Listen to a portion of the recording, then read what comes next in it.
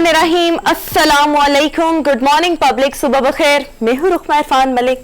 अब्दुल रऊफ साहब मेरे साथ मौजूद हैं। जी बिल्कुल साथ मौजूद हूँ। इंशाल्लाह ताला कोशिश होगी कि आज का दिन जैसे आपका खुशगवार गुजरे वैसे ही अगला भी गुजरे और अगला साल बहुत बेहतरीन आपके लिए लेके आए खुशियाँ। पिछला साल थोड़ा सा तंगी का था, ख़ासतौर पर मुआशी हवाले से देखा जाए तो पाकिस्तान मईशत के मामले में काफ़ी प्रॉब्लम्स का शिकार रहा है। हम ये दुआ ही कर सकते हैं कि अगले साल में मईशत हमारी बेहतरी की तरफ चले। जो हमारे वज़ीर फाइनेंस हैं, फाइनेंस के मिनिस्टर शौकत तरीन साहब, उन्होंने ये कहा था कि 2-4 महीने की तंगी है, फिर इंशाल्लाह बेहतरी की खबर आएगी। अब वो बेहतरी की खबर उनकी तरफ से पता नहीं कब आएगी, लेकिन हम दुआ करते हैं। और हमारे साथ मौजूद है हरमीत सिंह। हरमीत की तरफ चलते हैं, फिर हम अपनी खबरों के सिलसिले को आगे बढ़ाते हैं। हेलो हरमीत। जी जी, अस्सलाम वालेकुम, सत श्री अकाल, गुड मॉर्निंग। रूफ साहब बिल्कुल दुरुस्त फरमाया आपने, और हमारी भी दुआएं कि आने वाला साल जो है गुज़िश्ता 2 साल बड़े भयानक रूप जो है वो इख्तियार करके गुजरे हैं। मैं तो यही कहूँगा क्योंकि 2020 मेरे लिए भी बड़ा खतरनाक किस्म का, मेरे घर के लिए, मेरे फैमिली के लिए। इस तरह 2021 मईशत के हवाले से बड़ा ऐसा साबित हुआ कि कई लोग बेरोजगार हुए, कई लोगों की जो कारोबार था वो तबाह हुआ। तो आने वाला साल है, इसके लिए हम दुआगो हैं कि अल्लाह बेहतरी जो है पूरी दुनिया में बेहतरी आए। और पाकिस्तान की मैं बात करूँ तो मईशत के हवाले से, सेहत के हवाले से, सबके लिए ये एक अच्छा साल साबित हो। बिल्कुल ठीक हो गया। अभी हम अपनी टॉप स्टोरी शेयर करते हैं। इजाजत? जी बिल्कुल बिल्कुल, बाजार में हम लोग सारे बिल्कुल बिल्कुल ठीक हो गया। हाँ ओके, खड़काती हूँ हरमीत का ये लफ्ज, खड़काती हूँ अभी। ओके, डेली डोज के साथ आगाज। उसके बाद हम आज एक स्लीप डिसऑर्डर है उसको डिस्कस करेंगे। बेसिकली स्लीप डिसऑर्डर में होता क्या है कि सांस की दुश्वारी का सामना करता है व्हाइल अ पर्सन और एन इंडिविजुअल इज स्लीपिंग। सो इसको हम डिस्कस करेंगे, इसको ट्रीट किस तरह से किया जा सकता है। फिर मोस्टली लोग जो है वो खराटे बहुत ज्यादा लेते हैं। नॉर्मली जो लोग हैं, स्पेशली जो मर्द हजरात हैं, उनको इस दौरान ये प्रॉब्लम का सामना करना पड़ता है। इसको डिस्कस करेंगे। फिर बलूचिस्तान में कम उम्र बच्चियों की शादी के खिलाफ कानून साजी का फैसला किया गया है। उसके बाद हम आगे बढ़ेंगे और पाकिस्तान में 3 खरब से ज्यादा क्रिप्टो करेंसी की अलामात का इंकशाफ हुआ है। इस हवाले से स्टेट बैंक की कोई वाज़ेह पॉलिसी मौजूद नहीं, बट ये इंकशाफ सामने आया है कि हमारे यहाँ इतनी मालियत की क्रिप्टो करेंसी मौजूद है। इसको हम डिस्कस करेंगे। फिर राना शमीम तौहीन अदालत के 7 जनवरी को फर्द जुर्म आयद करने का फैसला। अब इस पर सवाल ये खड़ा होता है कि क्या आम मुआफी मिल सकती है या नहीं मिल सकती, इसको भी आगे चलकर डिस्कस करेंगे। और आखिर में एशियन बॉक्सिंग फेडरेशन का टाइटल अपने नाम करने वाले आसिफ हजारा आज गुड मॉर्निंग पब्लिक में हमारे मेहमान बनेंगे। डेली डोज के साथ आगाज। और जनाब, डेली डोज की पहली स्टोरी ये है, और हम अक्सर डिस्कस करते रहते हैं, पाकिस्तान में टैलेंट, हुनर, स्किल्स, पढ़े लिखे नौजवान जो कि एक्स्ट्राऑर्डिनरी काम कर रहे हैं, परफॉर्मेंस दे रहे हैं, पढ़ाई में बहुत आगे जा रहे हैं। सो ऐसी ही एक स्टूडेंट नूरुस्सबा इनका नाम है, और बड़ा शानदार इनका एकेडमिक रिकॉर्ड भी है। और अगर देखा जाए तो अभी ये किंग एडवर्ड मेडिकल यूनिवर्सिटी की ग्रेजुएट हैं, और पहली बार किंग एडवर्ड की हिस्ट्री में ऐसा हुआ है कि पहली बार शानदार कामयाबी, तालीमी कामयाबी के लिए मजमूई तौर पर नूरुस्सबा ने 23 के करीब जो गोल्ड मेडल्स हैं वो अपने नाम किए हैं। और इसके साथ साथ जो कॉन्वोकेशन हुआ, सो इन्हें यानी नूरुस्सबा को बेहतरीन ऑलराउंडर ग्रेजुएट भी करार दिया गया। नूरुस्सबा को हम सब की तरफ से बहुत ज्यादा मुबारकबाद। पिक्चर्स अभी नूरुस्सबा की आप इस पर स्क्रीन पर भी देख रहे हैं, बहुत जबरदस्त। बिल्कुल बिल्कुल, ये आप ये देखिए कि जिस तरीके से गोल्ड मेडल उन्होंने पकड़े हुए हैं, मतलब अमूमी तौर पे जो स्टैंडर्ड है मेडिकल का, उसमें हम देखते हैं कि एक आध गोल्ड मेडल भी ले ले बंदा तो बहुत ज्यादा काबिल उसको समझा जाता है। तो यहाँ पे तो 23 गोल्ड मेडल है, जिसका मतलब यह है कि जितने डिसिप्लिन हैं मेडिकल के। जी बिल्कुल जी, बिल्कुल आपने दुरुस्त फरमाया। अगर हम देखें तो एक गोल्ड मेडल के लिए लोग तरसते हैं, और ये पूरा थैला भर के लेके गई है घर। तो हमारी तरफ से तो भाई बहुत सारी मुबारकबाद है। हाँ बिल्कुल, इसका मतलब यह है ना कि कोई भी सब्जेक्ट हो मेडिकल साइंस का, इन्होंने थ्रू आउट करियर में अपने उसको बामे अरूज पे पहुंचाया है, उसको जबरदस्त तरीके पे।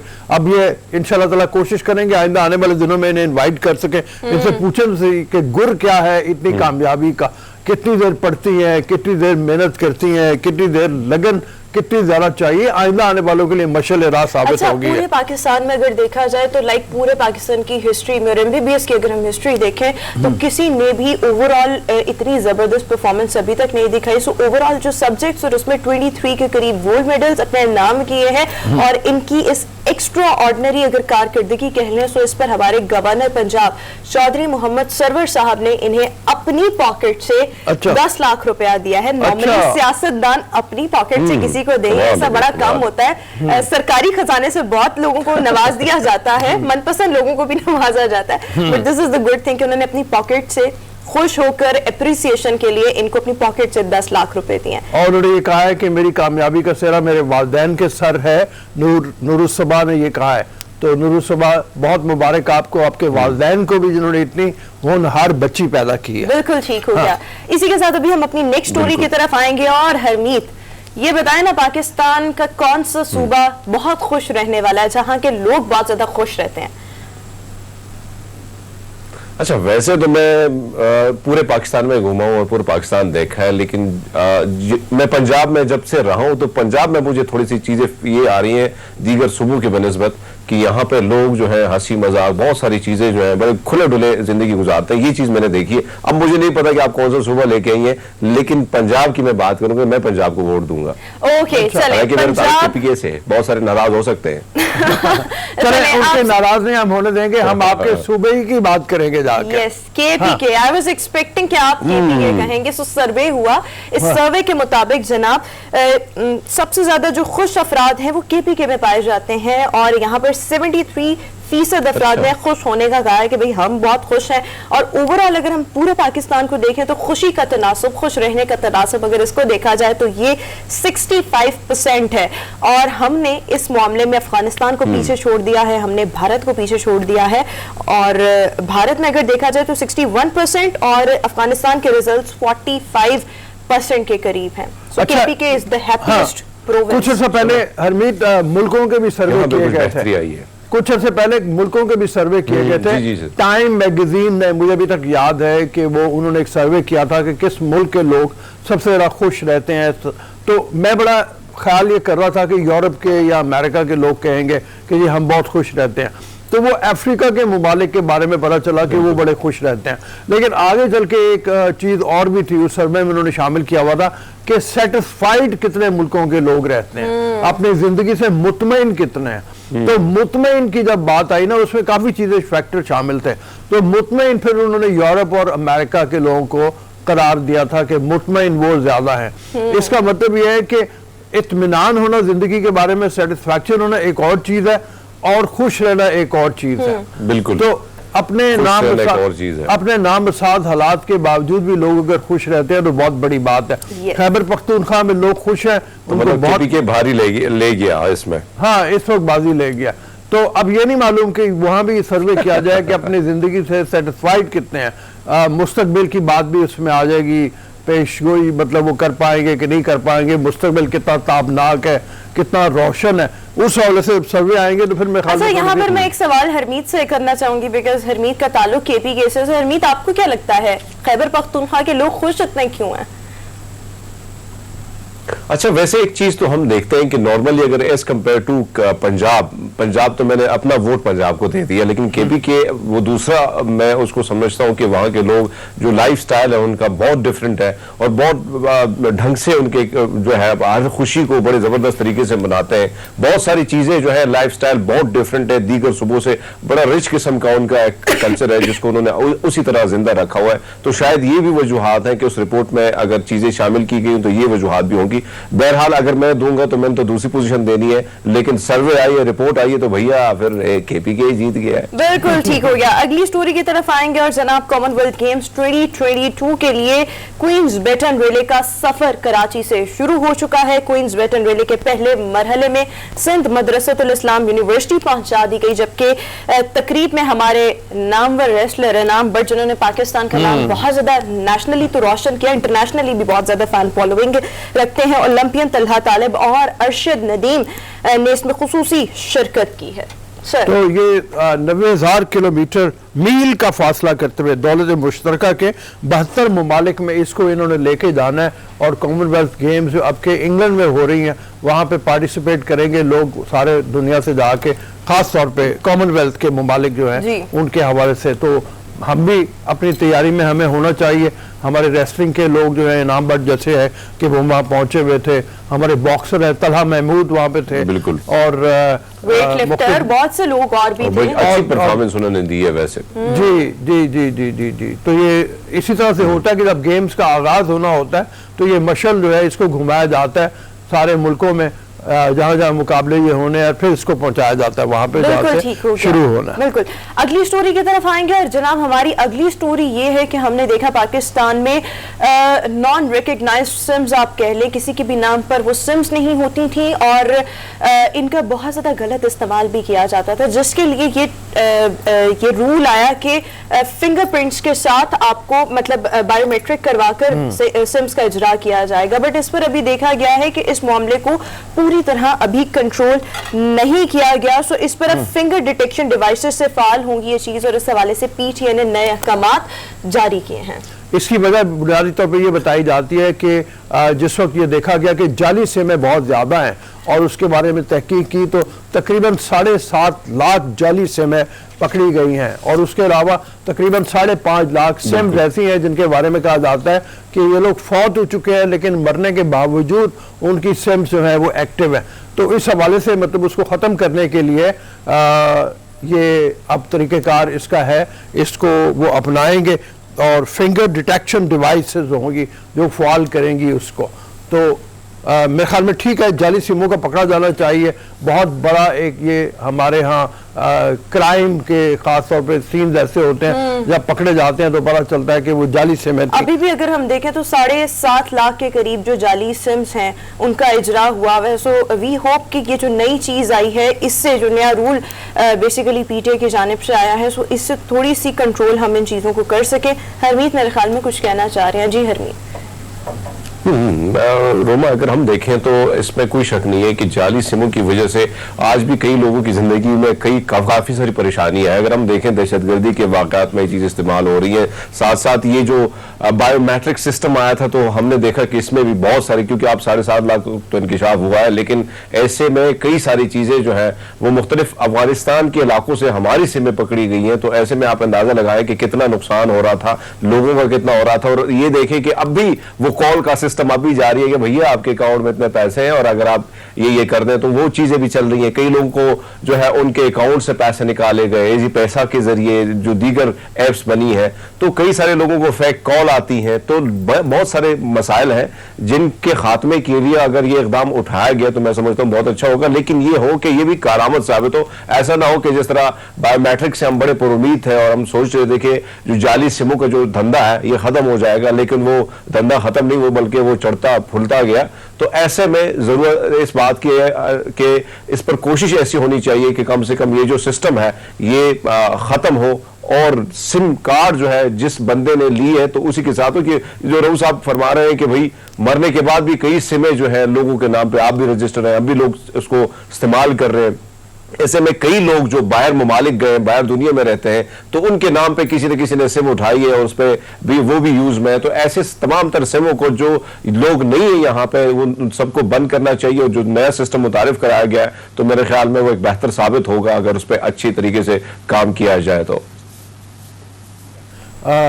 ये हमारी स्टोरी जो है हम खास तौर पे इस हवाले से बात कर रहे हैं कि जाली सिमें कितनी ज़्यादा हैं हमारे यहाँ फैली हुई। आप अगर चाहें कि आपके नाम पे कितनी सिम्स हैं तो पीटीए की वेबसाइट पे जाके उनके नंबर हैं, वहाँ पे जाके अपना शनाख्ती कार्ड का नंबर भेज के आप चेक कर सकते हैं आपके नाम पे कितनी सिम्स हैं। और फौरी तौर पे आपकी जिम्मेदारी ये बनती है कि वो तमाम सिम्स जो आपके नाम पे नहीं है उनको बंद करवा दें। बिल्कुल ठीक होगा। जी। डेली डोज की लास्ट स्टोरी अब मैं शेयर करना चाहूंगी, और वो स्टोरी इस हवाले से इंटरेस्टिंग है कि कभी आपने सोचा कि आप फास्ट फूड खाएं, लाइक बर्गर खाएं, और उसके बाद आपका वजन कम हो जाए। सो फास्ट फूड के शौकीन अफराद अब आसानी बर्गर खा सकेंगे। किस तरह से खा सकेंगे, जो इन्फॉर्मेशन मेरे पास आई है वो आपके साथ शेयर करती हूँ।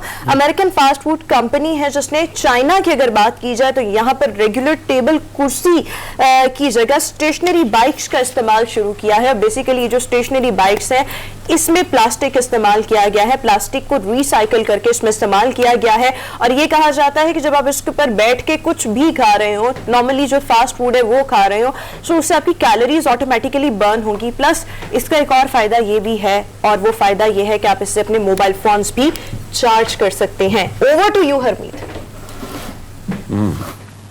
नहीं, मैं समझता हूँ कि वैसे ये ज्यादा चीजें तो है, नॉर्मल यही बात की जाती है बर्गर, लेकिन अब ये देख के क्या ये कितना करावत साबित हो रहा है। वैसे बड़ा मुश्किल होता है कि आप कुछ करते भी जाए और खाते भी जाए ना, थोड़ा सा मुश्किल होता है, लेकिन बहरहाल अगर हम देखें तो एक एक्टिविटीज है, नई चीज आई है, तो क्योंकि बहुत सारे लोग ये इसका उनको ख्याल होता है कि भैया अगर हम बर्गर शर्गर खाएंगे तो मोटे हो जाएंगे, इसलिए वो बेचारे नहीं जाते। दिल भी बहुत करता है, मुंह में पानी भी आ जाता है, मेरा भी यही सिस्टम है, लेकिन खाने के लिए मैं भी थोड़ा सा घबरा जाता हूँ कि भैया बड़ी एक्सरसाइज करनी पड़ती है, इसलिए अपने आप को फिट रखना है, तो कम से कम ना खाया जाए।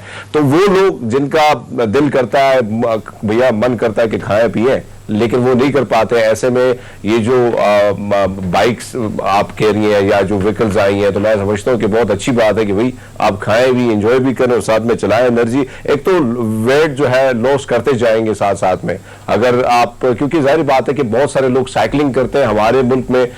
मुझे याद है कि बहुत सारे लोग साइकिल के जरिए लोग साइकिलिंग करते थे, किसी चीज बाजार से सब्जी लानी हो, कुछ और चीजें लानी हो, तो तब साइकिल का इस्तेमाल बहुत ज्यादा हुआ करता, साइकिल हुआ करती थी। लेकिन आहिस्ता आहिस्ता चीजें घटती गई और हम देखेंगे भैया हर बंदा बड़ा आरामदेह जिंदगी गुजारना चाहता है, एप्लीकेशन बहुत सारी आई है, तो भैया ऑर्डर करो, सब्जी आपके घर में, फ्रूट्स आपके घर में। तो ये सारी चीजों के लिए अगर आप वॉक करते हैं, और मैं तो अमूमन ये देखता हूं कि कई सारे लोग रोमा जो बहुत ही करीब उनका ऑफिस होते हैं, तब भी वो कहते हैं कि भैया हमें लिफ्ट दे दो, तो मैं उनसे भी मैं गुजारिश करूंगा कि आप वॉक करते जाएं, करीब सा ऑफिस होता है, आप पहुंच सकते हैं, आराम से पहुंच सकते हैं। बाहर दुनिया में रहू साहब रहे तो बहुत सारे मैंने देखा है कि वो लोग पूरा शहर जो है उसका अगर विजिट करना चाहे तो वो पैदल चल पड़ते हैं। तो ये कमाल है, हमने वो चीजें जो है आहिस्ता आहिस्ता छोड़ दी है शहरों में, और मैं समझता हूँ कि दोबारा कंटिन्यू करनी चाहिए, लेकिन मेरा बहुत अच्छी है, होना चाहिए बहुत सारी चीजें। ठीक हो गया। सो यहाँ पर डेली डोज को हम ब्रेक लगाएंगे, और अपने अगले सेगमेंट की तरफ जाने से पहले आपको थोड़ी सी दांतों की हिफाजत और क्लेनलीनेस के हवाले से थोड़ा सा गाइड भी कर दें, बता भी दें, बिकॉज दांतों की हिफाजत, प्रोटेक्शन, क्लेनलीनेस बहुत ज़्यादा ज़रूरी है, जिसके लिए Colgate sparkle is the best toothpaste. Because इसके अगर हम इंग्रेडिएंट्स को देखें, इसमें फ्लोराइड शामिल है, इसमें पर्ल पाउडर है, इसमें लौंग है। इनके क्या क्या फवाइद हैं वो बताने से पहले एक ज़बरदस्त किस्म की अनाउंसमेंट आप सबके लिए है, और वो ये है कि कोलगेट स्पार्कल आप सबके लिए ला रहा है मौका, अपॉर्चुनिटी कि आप ढेरों कीमती इनामात जीत सकें। इसके लिए आपको करना क्या है कि कोलगेट स्पार्कल के हमरा अपने किसी भी फैमिली मेंबर की पिक्चर हमें व्हाट्सएप करें। व्हाट्सएप नंबर आप इस वक्त पब्लिक न्यूज की स्क्रीन पर भी देख रहे होंगे। हम वो पिक्चर अपने मॉर्निंग शो में भी चलाएंगे, और इसके अलावा आप कीमती इनामात इस तरीके से हासिल कर सकते हैं। व्हाट्सएप नंबर है 0306931949 0306931949। इस पर कोलगेट स्पार्कल के हमरा हमें पिक्चर भेजें और हम मॉर्निंग शो में भी दिखाएंगे, और उसके साथ साथ आप कीमती ढेरों इनामात भी जीत सकते हैं। सो आपने ये चांस जो है उसको मिस नहीं करना। सो अब हम जरा इंग्रेडिएंट्स के हवाले से थोड़ा सा आपको बता दें। फ्लोराइड करता क्या है, बेसिकली ये जो आपके दांत है, दांतों की मजबूती बहुत ज्यादा जरूरी है, सो ये आपके दांतों को बहुत ज्यादा स्ट्रॉन्ग करता है।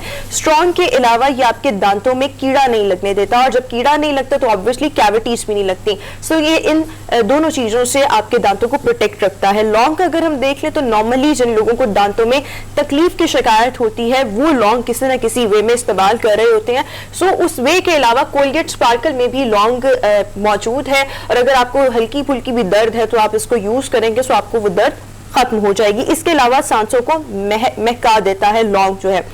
पर्ल पाउडर अगर हम देखें सो दांतों की पिलाहट जो होती है वो बहुत बुरी लगती है। डल दांत अगर कोई बात भी कर रहा हो सो वो एक बड़ा बैड किस्म का इंप्रेशन आप किसी से गेन करते हो। सो ये इस चीज को मद्देनजर रखते हुए इसमें पर्ल पाउडर भी शामिल किया गया। ये जो पर्ल पाउडर नॉर्मली जब आप स्केलिंग वगैरह करवाने जाते हैं सो उसमें भी पर्ल पाउडर का इस्तेमाल किया जाता है। सो अगर आप रेगुलर बेसिस पर कोलगेट स्पार्कल इस्तेमाल कर लें तो आपको लॉन्ग भी मिलेगा, उसके बेनिफिट्स भी मिलेंगे, आपको फ्लोराइड मिलेगा उसके भी बेनिफिट्स मिलेंगे, और इसके साथ साथ आपको पर्ल पाउडर और इसके बेनिफिट्स भी मिलेंगे। इसके साथ साथ रिकमेंडेड ये है कि कोलगेट स्पार्कल आप दिन में 2 बार, कम से कम भी 2 बार एक अच्छी क्वालिटी के टूथब्रश के साथ इस्तेमाल करें, बिकॉज कोलगेट स्पार्कल का ये जो फॉर्मूला है इसके पीछे एक भरपूर किस्म की साइंटिफिक रिसर्च है जो किसी भी इंडिविजुअल की पर्सनालिटी को मद्देनजर रखते हुए बनाई गई है। बहुत बोल लिया मैंने। हाँ जी, तो बात यह है कि हर रात सोने से पहले, यानी कोई भी आपने खाना खाया है, चाहे लेट खाया है जल्दी खाया है, लेकिन रात सोने से पहले कोलगेट स्पार्कल से अपने दांत जरूर साफ करें। इसी तरह से सुबह नाश्ते के बाद कोलगेट स्पार्कल से अपने दांत जरूर साफ करें। इससे ना सिर्फ ये कि आप कीड़ा लगने से महफूज होंगे बल्कि आपके दांतों में चमकदार सफेदी आएगी, आपके दांत जो है मजबूत होंगे। और इसके अलावा यह है कि कुछ भी मीठा खाएं उससे आप मीठा खाने के फौरी तौर पे बाद कोलगेट स्पार्कल से अपने दांत साफ करें। ये आपको महफूज रखेगा, कीड़ा लगने से आपको सफेदी देगा। और जो 3 चीज़ों का रोमन ने अभी बताया कि जो इसमें शामिल है, लौंग है, फ्लोराइड है और साथ में पर्ल पाउडर है। ये तीनों इंग्रेडिएंट्स ऐसे हैं जो आपके दांतों को महफूज रखेंगे बहुत सी बीमारियों से। तो डेंटिस्ट की विजिट के दरमियान में अपने आप को कम से कम दिन में 2 मरतबा अपने दांत जरूर साफ करें। बिल्कुल ठीक। हरमीत। अच्छा, वैसे रोमा ने कुछ चीजें बड़ी जबरदस्त तरीके से क्लियर कर दी। अगर हम देखें ना, आधी रात होती है, अचानक दर्द उठता है ना भैया, फिर हम देखने के क्या किया जाए, कुछ दवाई तो मिलती ही नहीं है, तो लौंग बड़ी मुश्किल से, घर में तो लौंग मिल जाता है, मुश्किल से नहीं, क्योंकि मसालों से निकाल के हम लगा ही लेते हैं, भैया चबा ही देते हैं। तो उसमें ये हो जाता है कि अगर आपके पास कोलगेट स्पार्कल है तो भैया अगर दर्द भी हो रहा है तो बड़ी आसानी से दर्द गायब हो जाता है, क्योंकि लौंग का इसमें ज्यादा वो है। अगर हम फ्लोराइड की आपने जिस तरह बात की, दांतों को मजबूत बनाना है और ज्यादातर चमकदार, क्योंकि बहुत सारी प्रॉब्लम्स अगर आज के दौर में देखें तो हर बंदा बड़ा शौकीन है भैया, मग हर किसी ने उठाया होता है मेरी तरह, हाँ, कॉफी के चुस्के लेता है, या कोई ज्यादातर ऐसे लोग भी होते हैं कि स्मोकिंग के भी आदी हैं, दीगर कई सारे लोग, कई जगहों में पानी का भी इशू होता है जिसकी वजह से दांत बड़े पीले हो जाते हैं। तो जो उसके लिए आपको जाना पड़ता है मुख्तलिफ डॉक्टरों के पास। तो आसान ये है कि भैया आपके कोलगेट में, स्पार्कल में पर्ल पाउडर है जो आपके दांतों को बना देता है चमकदार। तो ये तीनों चीजें अगर इसमें शामिल है तो एक पैक में तीनों चीजें शामिल है तो बहुत सारे काम इससे बड़े आसानी से हो सकते हैं। लेकिन रोज साहब ने एक चीज बड़ी अच्छी वो की मेंशन की कि भैया, क्योंकि नॉर्मली ये होता है कि हम रात को सोते हो तो रात को तो खाना खाने के बाद बेगम सो जाते हैं, लेकिन बेटर तरीकाकार ये होना चाहिए कि रात को सोने से कबल अगर आप ब्रश करते हैं, जो ज़रात हैं जिसकी वजह से जर्म्स, बैक्टीरिया, बहुत सारी चीजें बन जाती है और बदबूदार सांसें भी, तो उससे बेटर है कि आप ब्रश करें कोलगेट स्पार्कल से, तो वो जो जर्म्स है, वो जो बैक्टीरिया है, उसका भी खात्मा हो सकता है। सुबह के वक्त तो एक चीज हमारी आदत है ना कि वो हमेशा हम कहते हैं कि भैया पराठा खाए और वो भी आलू का, तो ऐसे कैसे उसका स्वाद जाने दें हम। तो उनके लिए मेरी गुजारिश होगी कि भैया, क्योंकि ये स्वाद इसलिए आता है कि आपके दांत हैं, दांत नहीं होंगे तो बहुत तकलीफ होगी, नहीं खा सकेंगे। तो नाश्ते के बाद भी अगर आप ब्रश करते हैं कोलगेट स्पार्कल से तो बहुत कुछ बचत हो सकती है। मैं तो ये कहना चाहूंगा। बिल्कुल ठीक हो गया। सो हमें काफी अच्छे तरीके से, मेरे ख्याल में कोई अब कंफ्यूजन नहीं रहनी चाहिए, तमाम चीजें जो है, तमाम जो बेनिफिट्स हैं वो आपके साथ शेयर कर दी हैं। और अब आपके पास वक्त बहुत कम है बिकॉज फ्राइडे को कुरअंदाजी होने वाली है। सो इस कुरअंदाजी से पहले जितनी जल्दी हो सकता है अपनी किसी भी फैमिली मेंबर की कोलगेट स्पार्कल के हमरा लाइक इस तरह से ही करके नहीं भेजनी है, नॉर्मल तरीके से भेजनी है पिक्चर, और वो हम अपने मॉर्निंग शो में भी दिखाएंगे और इसके साथ साथ आप कुरअंदाजी में हिस्सा भी ले सकते हैं और उसके बाद कीमती इनामात जीतने का मौका भी मिलेगा। व्हाट्सएप नंबर 030693197949 पर आपने जो व्हाट्सएप है वो हमें पिक्चर करनी है। सो इसी के साथ ही जनाब हमारा ये वाला सेगमेंट जो है वो एंड हुआ। शो में अमल करते हैं, ब्रेक के बाद दोबारा आएंगे कुछ नए मौसूआत के साथ। Good morning.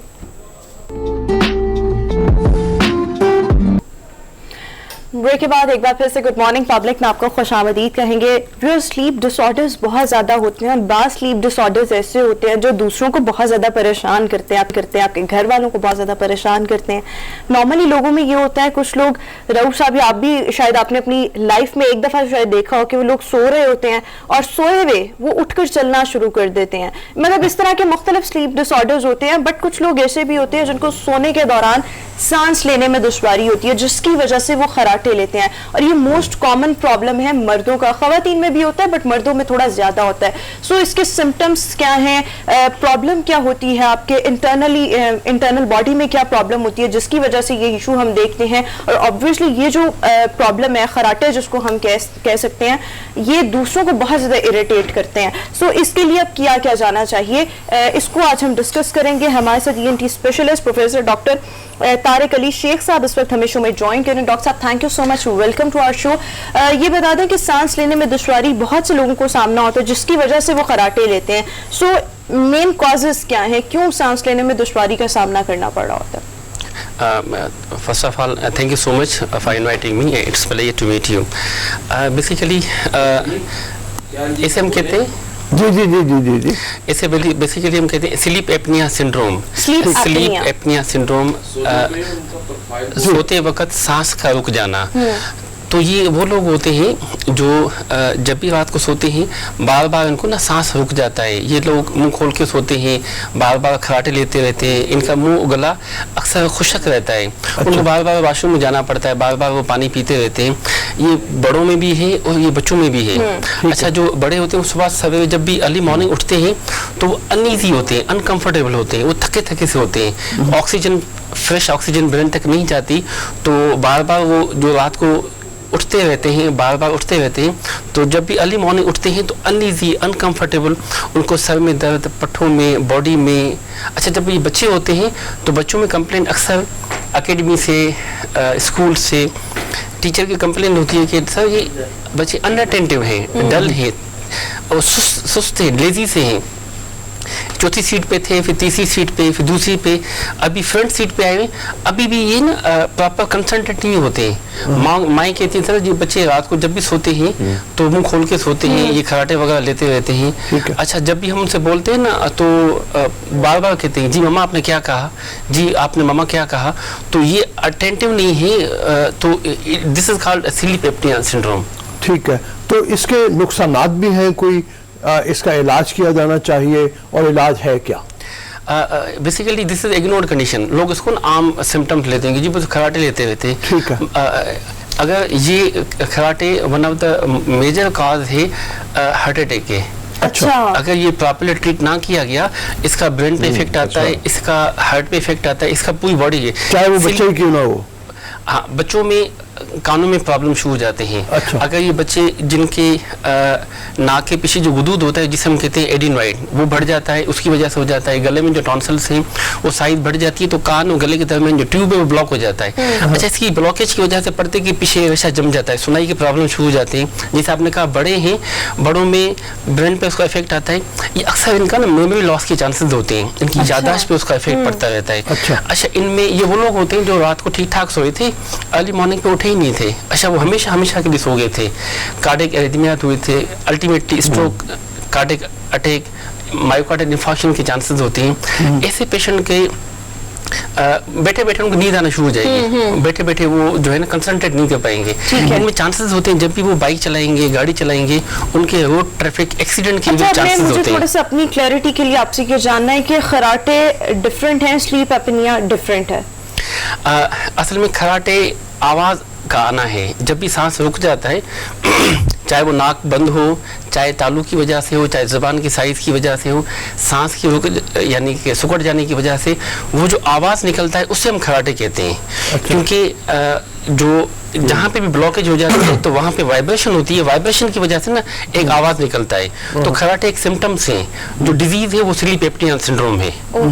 तो चाहे वो नाक की बंदिश की वजह से हो, नाक की हड्डी टेढ़ी हो, वदूद हो, या तालू की वजह से तालू की साइज बढ़ जाती हो, या तालू गिर जाता हो, या ज़बान की साइज बढ़ी हुई हो, या टॉन्सिल साइज की बड़ी हो। One of the most common cause वो है ओबेसिटी।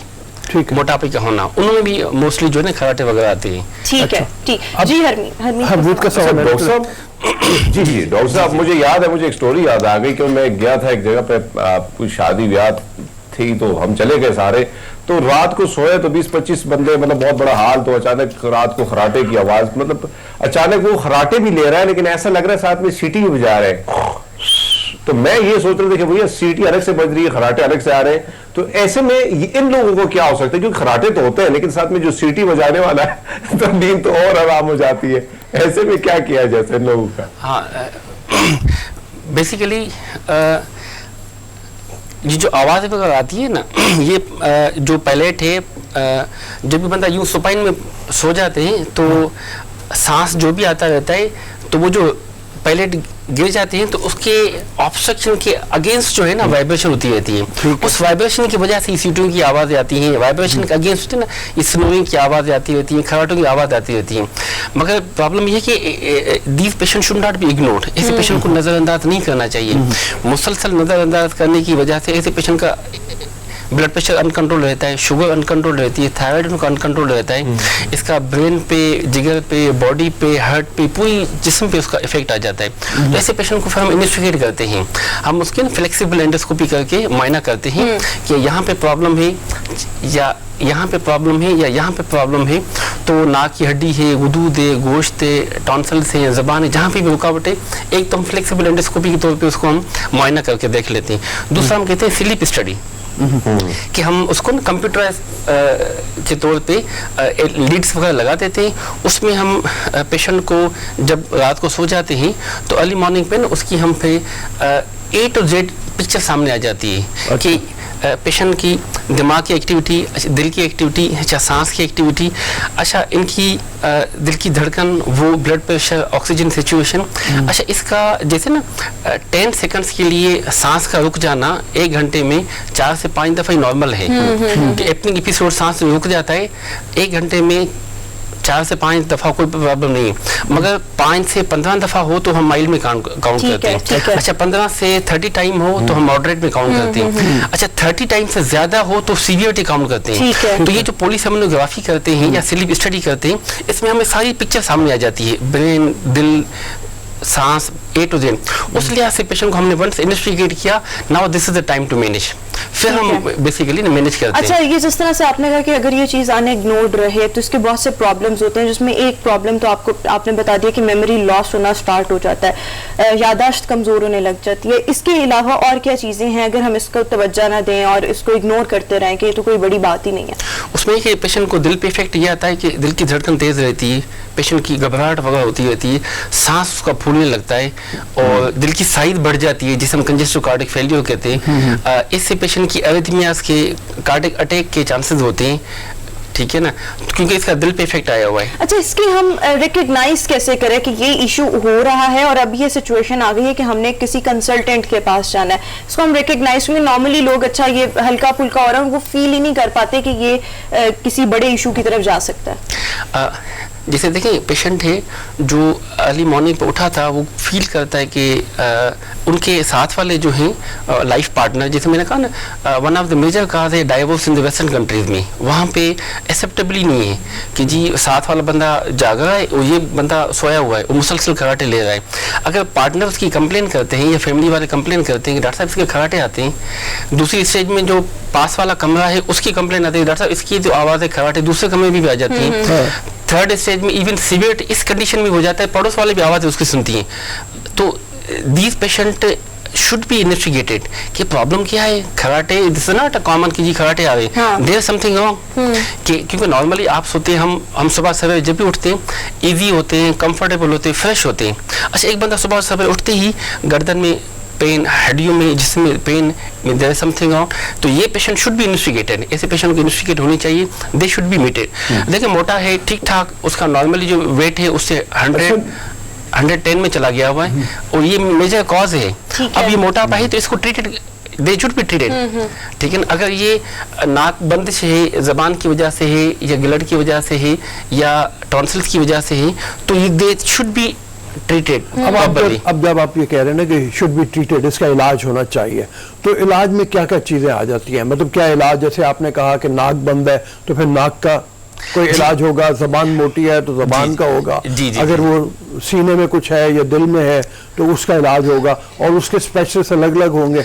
नहीं, उसमें यह है कि इसको मोस्टली ENT स्पेशलिस्ट और साथ में पल्मोनोलॉजिस्ट, वो दो मैनेज करते हैं। ओबेसिटी जो है उसको ट्रीट किया जाता है कि जी ऐसे पेशेंट हुक्का इस्तेमाल ना करे, सिगरेट इस्तेमाल ना करे, अल्कोहल इस्तेमाल ना करें। अच्छा, दूसरा लाइफ स्टाइल मॉडिफिकेशन।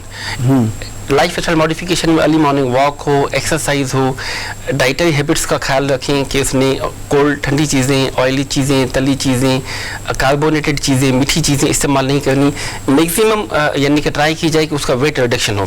उसका वेट रिडक्शन होगा, काफ़ी चीज़ें बेहतर हो जाती हैं।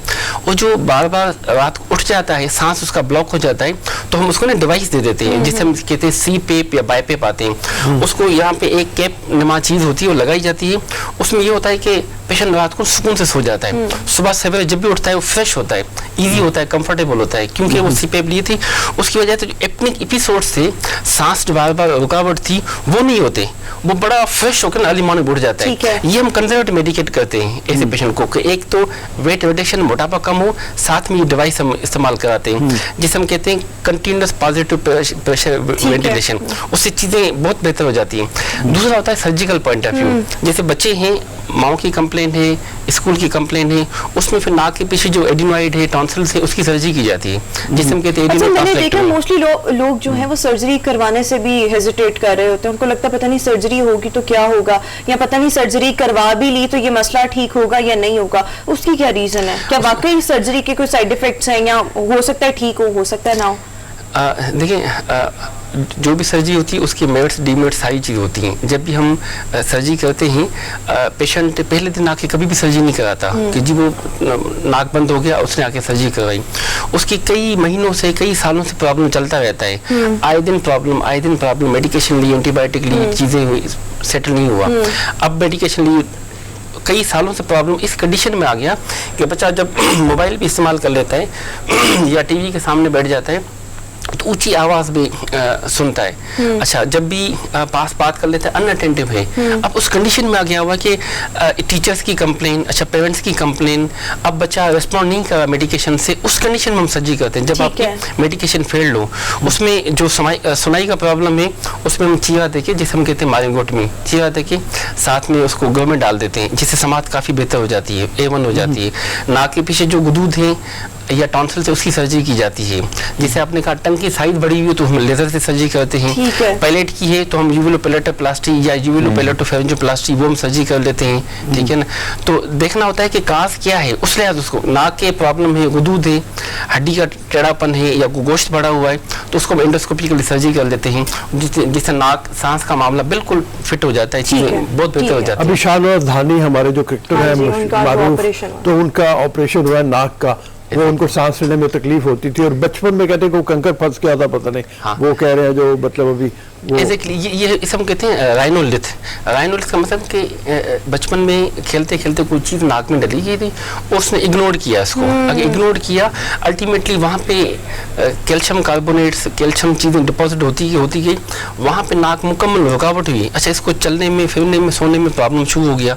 जब उसको इन्वेस्टिगेट किया गया, नाक का मुआयना किया, एंडोस्कोपी की गई, मुआयना किया गया, देखा गया कि वहाँ पे तो पत्थर पड़ा हुआ है, वहाँ पे तो चीज़ पड़ी हुई है, कई सालों से चीज़ें पड़ी हुई थी। इससे भी होता है, ये मेरे अपने साथ हुआ, ऐसे लगता है नोज के अंदर कुछ चला गया है, कोई छोटा सा इंसेक्ट या मॉस्किटो वगैरह। नॉर्मली वो बाहर निकल आता है, बट वो जो चुभन है वो रहती है, जैसे समथिंग इज इनसाइड उसके लिए। और फिर क्या ये भी जो चीजें होती हैं, ये भी आगे जाके कोई प्रॉब्लम बन सकती है? हाँ, इस वजह से ना हम कहते हैं कि जो छोटी छोटी चीज़ें होती हैं वो बच्चों की पहुंच से दूर रखें, क्योंकि बच्चे को पता ही नहीं होता। वो अक्सर जो इमरजेंसी में या OPDs में हमारे पास आते रहते हैं कि जी बच्चा नाक में कोई चीज़ डाली हुई थी, और जब देखा, जब वहाँ से पीप आना स्टार्ट हो जाती है, खून आना स्टार्ट हो जाता है, नाक बंद हो जाता है, बच्चे में प्रॉब्लम शुरू हो जाता है, बुखार सेटल नहीं होता।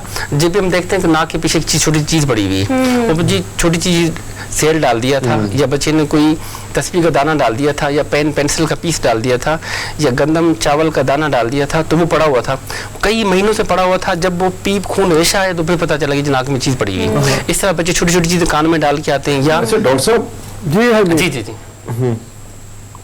अच्छा डॉक्टर साहब, हमने देखा है कि बहुत सारे ऐसे लोग होते हैं कि वो रात को खराटे लेते हैं, सुबह उनको कहा जाता है भैया बहुत खराटे लेते हैं, वो कहते नहीं खुदा की कसम ये तो गफूरा ले रहा था। तो ये लोग जो इग्नोर करते हैं, ये कितना खतरनाक है। दूसरी बात ये है सर कि बहुत सारे लोग मैंने देखे वो खराटों में बातें भी करते हैं, मतलब बड़बड़ाते रहते हैं कि भैया मैंने फला से उधार लेना है। तो ये जो चीजें जी जी जी जी कंटिन्यू करें हमें।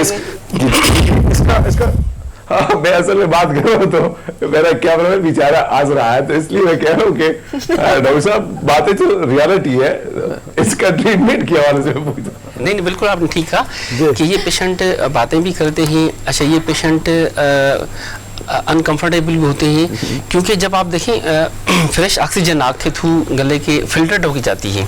अच्छा आप जब भी एयर लेते हैं वो आपकी ह्यूमिडिफाई होकर लंग्स में चली जाती है, क्योंकि कहीं पे भी ना रुकावट नहीं है। जब भी किसी भी काज की वजह से रुकावट होती है तो आपकी कंटेमिनेटेड एयर गले में चली जाती है, कंटेमिनेटेड एयर आपकी गले में चली जाती है, तो बार बार इन्फेक्शन होते रहते हैं। जहाँ तक ये जो पेशेंट है जो खराटे बार बार लेते रहते हैं तो वो फ्रेश ऑक्सीजन नहीं जा रही। अच्छा फ्रेश ऑक्सीजन नहीं, क्योंकि कहीं ना कहीं ना रुकावट है।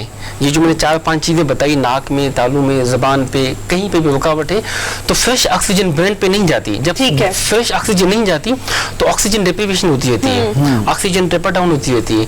तो ये पेशेंट एंजाइटी के पेशेंट बन जाते हैं, ये पेशेंट डिप्रेशन के पेशेंट बन जाते हैं, ये पेशेंट साइको पेशेंट बन जाते हैं, क्योंकि लंबे अरसे तक मुसलसल कई हफ्तों से, कई महीनों से, कई सालों से वो फ्रेश ऑक्सीजन प्रॉपर नहीं जा रही, प्रॉपर उनकी नींद पूरी नहीं हुई।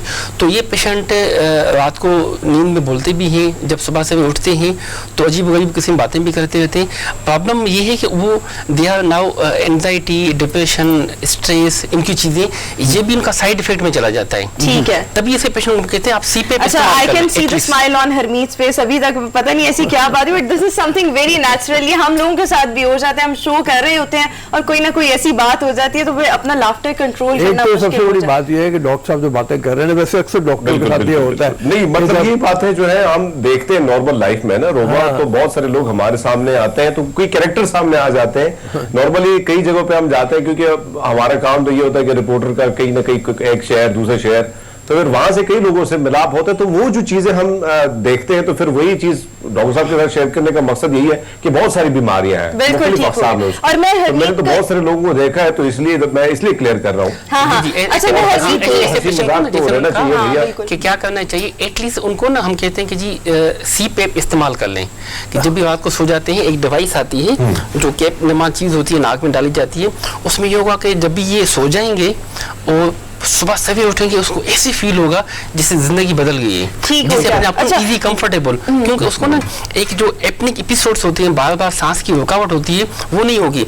वो इस्तेमाल कर लेंगे वो 5-6 घंटे के लिए, जब सुबह सवेरे उठेंगे तो उनको पूरी जितनी भी ऑक्सीजन डिप्रीवेशन है, सांस की रुकावट है, वो खत्म हो जाएगी और पेशेंट बड़ा अपने आप को ना ऐसे फील करेगा जैसे मैं दूसरी दुनिया में आया हूँ। बिल्कुल। अच्छा जिस तरह से हरमीत ने बात की, मैं इसी से ये रिलेटेड एक और बात करना चाहूंगी। नॉर्मली जो लोग खराटे रात को लेते हैं वो मानते नहीं है, मतलब वो कहते हैं कि हमने तो कुछ भी नहीं, साथ सोया हुआ बंदा उनको बता रहा होता है कि तुम लेते हो, खराटे लेते हो, और वो कहते हैं मैं नहीं, फिर उनको रिकॉर्ड करके सुनाना पड़ता है, तो वो हैरान खुद। तो वो पता क्यों नहीं लगता खुद, जब आपको मतलब खुद क्यों नहीं फील होता है कि आप खराटे ले रहे हो, आपकी वजह से कोई डिस्टर्ब हो रहा है, आपको पता ही नहीं लगता? हाँ ऐसे में देखिए वो ये अक्सर ओपीडी में कंप्लेन होती है कि सर वो खराटे वगैरह ना लेते रहते हैं, तो पास वाला कहता है, हम उससे पूछते हैं कि आप सोए होते हैं या आप जागते रहते हैं, कहते सर ये अल्लाह का शुक्र है ये सोया हुआ होता है, हम सारी रात जागते रहते हैं। अच्छा वो दूसरी कंडीशन में कहते हैं कि सर इसकी आवाज़ें बच्चे जो है ना दूसरे कमरे वाले भी सुन लेते हैं। हाँ, आपने तो काम सायों तक चली जाती है। अच्छा तीसरी बहुत सीवियर कंडीशन हो तो इवन नेबर तक की बात चली जाती है, ठीक है ना। अब पेशेंट बुनियादी तौर पे जो डीप स्लीप में चला गया हुआ उसकी पार्शली सांस की रुकावट हो जाती है, तो हाथ पांव हिलाते हैं, क्योंकि डेप्रीवेशन हो रही है ऑक्सीजन की, वो सांस आ नहीं रहा कहीं ना कहीं उसकी हमारे यहाँ डॉक्टर साहब नस्वार सुंघा देते हैं तो उसका तो कोई फायदा तो नहीं है, कोई फायदा नहीं है। साइंटिफिकली आप कमरे में भी सुला सकते हैं जब तक आपका कोई परमानेंट बंदोबस्त नहीं होता। आपने जो बातें की, वैसे तो खैर ये होता है कि वो अक्सर जब डॉक्टर बता रहे होते हैं ना, तो आदमी खुद सोच रहा होता है कि मुझ में क्या क्या प्रॉब्लम है। हाँ। हर आदमी सोच रहा होता है कि मैं ये करता हूँ तो फिर मुझे कोई ये प्रॉब्लम ना हो।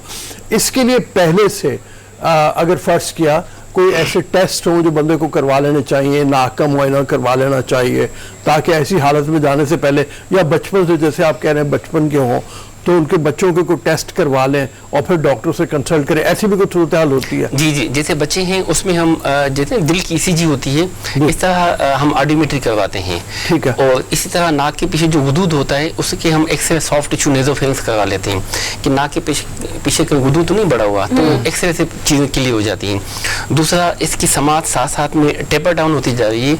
ये जो मुसलसल कंप्लेन हो रही है तो उसकी ऑडियोमेट्री की तरह एक टेस्ट होती है, हम उसे कहते हैं पीटीए, और साथ में टेम्परेचर, ये टेस्ट हो जाती है तो बच्चों की चीजें सारी पिक्चर सामने आ जाती हैं। अगर ये बड़ों में है तो ये दो ही चीजें हम करवाते हैं, एक हम स्लीप स्टडी हम जिसे कहते हैं, ठीक है ना, और साथ में उसको हम कैमरा से मुआयना करते हैं जिसे हम कहते हैं फ्लेक्सिबल एंडोस्कोपी। ये दोनों चीजें आ जाती हैं तो आपको सारा पता चल जाता है कि माइल्ड स्टेज में है, ये मॉडरेट स्टेज में है, या सीवियर स्टेज में है। लोगों को ऐसे प्रॉब्लम है वो किस करवट में सोए तो चीजें बेहतर हो सकती हैं? हाँ, ऐसे पेशेंट को हम सख्ती से मना कहते हैं कि आप सुपाइन कंडीशन में ना सोएं, क्योंकि जब भी आप सुपाइन कंडीशन में सोते हैं ना तो ये पायलेट्स आपकी रिलैक्स हो जाती हैं और जबान की यानी इस तरह जैसे हम नॉर्मली यूं करके सो जाते हैं, हम कहते हैं उसको आप राइट लेटरल पोजीशन में रखें, ठीक है, कवर ले लें, बाएं तरफ आप पीछे कवर ले लें, सुपाइन पोजीशन ना लें, उसमें इट्स डेंजरस की। ठीक है, ठीक है। Thank you so much doctor साहब, आपने हमेशा की तरह बड़े अच्छे तरीके से हमें गाइड किया, बहुत शुक्रिया। हम एक ब्रेक शामिल करेंगे, हाजिर होंगे एक ब्रेक के बाद। Good morning. ब्रेक के बाद एक बार फिर से गुड मॉर्निंग पब्लिक में आपको खुश आमदीद कहेंगे। व्यूअर्स, वकार ज़का साहब का नाम पाकिस्तान की इन मारूफ शख्सियात में होता है जिन्होंने जो कहा वो करके दिखाया। और अगर हम देखें तो क्रिप्टो करेंसी और इसके पायनियर हैं पाकिस्तान में ये, और इसके साथ साथ अगर हम देखें तो इनकी राय को बहुत ज़्यादा अहमियत दी जाती है, मोतबर भी समझा जाता है, और फिर दुनिया को तालीम देना, उनको इस हवाले से गाइड करना, ये भी इनका बड़ा ज़बरदस्त किस्म का पसंदीदा मशगला आप कह लें तो ये कहना बेजाना होगा। और इसके साथ अगर हम देखें तो पाकिस्तान में क्रिप्टो के हवाले से हुकूमत या स्टेट बैंक की कोई वाज़ेह पॉलिसी नहीं है, बट लोगों का रुझान बहुत ज़्यादा है। और एक अंदाजे के मुताबिक पाकिस्तान में इस वक्त 3 खरब 56 अरब रुपए की क्रिप्टो करेंसी मौजूद है। इस हवाले से कुछ फैक्ट्स और फिगर्स भी हैं, वो आगे चलकर हम वकार ज़का साहब से ही पूछेंगे। और इसके साथ साथ हम इसको मजीद भी डिस्कस आज करेंगे, कानून साजी भी हो रही है, पॉलिसी वाज़ेह कब तक आएगी। सो हमारे साथ पाकिस्तान टेक्नोलॉजी मूवमेंट के चेयरमैन वकार ज़का इस वक्त हमें शो में ज्वाइन करें। Waqar, thank you so much, welcome to our show. सबसे पहले तो इन वेरी इजी वे ये लोगों को समझा दें कि क्रिप्टो है क्या। जी, बहुत बहुत शुक्रिया बुलाने के लिए, और मैं रऊफ साहब का तो बहुत बड़ा फैन हूँ। इनको शोज बहुत जबरदस्त होते हैं और बहुत तर्ज बयान बहुत जबरदस्त है इनका। अच्छा, मैं कोशिश करता हूँ कि मुख्तसर बताने की कोशिश करूँ। देखिए, क्रिप्टो इंटरनेट की दुनिया में जब आप कदम रखते हैं तो इंटरनेट की इकोनॉमी जो है वो उसके अंदर जो भी ट्रांजैक्शन होनी है उसके लिए पेपर करेंसी तो चल नहीं सकती। इसीलिए उसके लिए एक ऐसा सिस्टम बनाया गया ताकि जिसने भी किसी को पेमेंट करनी है इंटरनेट की दुनिया में वो क्रिप्टो की सूरत हाल में करे। अच्छा, इसकी आसान इस तरह समझ लीजिए जैसे गोल्ड था। गोल्ड पहले कौन लेकर आए? मुसलमान नहीं लेकर आए, ईसाई नहीं लेकर आए। गोल्ड जो है वो किसी बंदे ने आके कहा कि कमोडिटी है और बीच में रख ले, बस इसको बार्टर के जगह पे। उसके बाद पेपर करेंसी आई जो गवर्नमेंट की बैक्ड है। अब इंटरनेट की दुनिया में ट्रांजैक्शन करने के लिए एक ऐसे सिस्टम को लाया गया जिसमें थर्ड पार्टी, कोई वेस्टर्न यूनियन, कोई बैंक इन्वॉल्व नहीं है। अगर मैंने आपको पैसे देने हैं तो आपकी तरफ मेरे पैसे ट्रांसफर हो जाएंगे। और सेंट्रलाइज सर्वर का एक जो कॉन्सेप्ट होता है उसको खत्म करके अब दुनिया भर में वो सर्वर्स मौजूद है। ये जरा कॉम्प्लेक्स है समझने में, लेकिन इसकी आसान लफ्जों में यही समझे कि क्रिप्टो करेंसी का मतलब ये है कि दो लोगों को अगर पेमेंट करनी है आपस में तो उन्हें किसी थर्ड पार्टी की जरूरत नहीं है, और ये 100% ट्रेसेबल चीज है। ठीक है। इसके पाकिस्तान में जो बात हो रही है कि 3 खरब रुपए से ज्यादा की क्रिप्टो करेंसी गर्दिश में है, तो ये बात किस तरह तक सही है? और मतलब ये है कि ये कौन लोग हैं जो इस तरह के कारोबार में ऐसे मुलव्विस हैं, मतलब ये वो कर रहे हैं इस तरीके से काम? जी, ये सवाल मुझसे काफी दफा अभी पूछा गया, तो मैंने एक रिपोर्ट है जो मैंने आपके जो डायरेक्टर या जो जिन्होंने मुझसे राब्ता किया उनको मैंने भेजी है। अमेरिका की एक कंपनी है, अगर वो भी आप स्क्रीन पे चला देंगे ना तो लोगों के बहुत सारे कॉन्सेप्ट्स क्लियर हो जाएंगे कि ये एग्जैक्ट फिगर आया कहां से है। ठीक है। अच्छा, ये देखिए, जियोग्राफिकल फुटप्रिंट होता है आपका जब भी आप इंटरनेट पे जाते हैं ना। अगर हवाला हुंडी कर रहे होते हैं तो आपको नहीं पता चलेगा कि किसने कितने पैसे भेजे, चाहे एफआईए पकड़ के मारे पीटे जो भी करे, वो बोलेगा मैंने 10 करोड़ भेजे। लेकिन इंटरनेट की दुनिया में जैसे ही आप कोई ट्रांजैक्शन करते हैं तो आप रिडार पे आ जाते हैं, चाहे आप वीपीएन यूज करें, चाहे डार्क वेब पे जा रहे हैं, या कुछ भी कर रहे हैं। उसी को देखते हुए कंपनी है चेन एनालिसिस के नाम से। चेन एनालिसिस जो है अमेरिका की कंपनी ने, किसी भी मुल्क की बाइंग पावर कितनी है, कितनी खरीदारी करने की एबिलिटी है उस मुल्क में, परचेजिंग पावर को देखते हुए और मुल्क की इकोनॉमी को देखते हुए क्रिप्टो में वहां के लोगों का इंटरेस्ट कितना बना है, उसके हिसाब से रैंकिंग निकाली है। अच्छा, उस रैंकिंग में पाकिस्तान तीसरे नंबर पे है और इंडिया दूसरे और वियतनाम पहले नंबर पे है। लेकिन उसका हरगिज मतलब ये नहीं है कि अमेरिका नीचे है, उसका मतलब ये कि इनको डेटा वाइज ये पता चला कि इस मुल्क में तो भाई इंटरनेट ही जब 110 मिलियन लोगों के पास है, ये 60 मिलियन के पास सिर्फ मोबाइल फोन पे इंटरनेट अवेलेबल है 4G, वहां इतनी तेजी से कैसे क्रिप्टो एडॉप्शन हो रही है। तो जैसे एक बैटिंग करने वाला बैट्समैन होता है, सिर्फ ये नहीं होता कि वो सेंचुरी मारे तो आप उसकी रैंकिंग ऊपर आती है, बहुत सारे फैक्टर्स है जिसके मुताबिक आप ऊपर आते हैं। अच्छा, ये जो 20 बिलियन वाली बात है इसको थोड़ा क्लियर कर लेते हैं। देखिए, 20 बिलियन ऐसा नहीं है कि डॉलर पाकिस्तानियों के पड़े थे और वो क्रिप्टो में चले गए, ऐसा नहीं है। किसी ने 100 रुपए की चीज खरीदी थी, जैसे बिटकॉइन की जो कदर थी वो दिसंबर में थी $20,000, अब जो है वो आज देखें तो 49,000 है। तो अगर आपने $20,000 की कोई चीज खरीदी, आज वो 49,000 है, तो उसकी वैल्यू बढ़ गई। और फिर आपने क्या किया कि आपने फर्ज करें एक जगह पे इन्वेस्टमेंट की, इन्वेस्टमेंट करने के बाद आपके कॉइन की वैल्यू बढ़ी, आपने किसी और कॉइन में इन्वेस्टमेंट कर दी, तो जो ट्रेडेड वॉल्यूम है उसको कंसिडर करके कहा जा रहा है। ये नहीं है कि $20 बिलियन उठा के वहां चले गए। अच्छा, यानी कि value with the passage of time बढ़ चुकी है। जी हरमीत।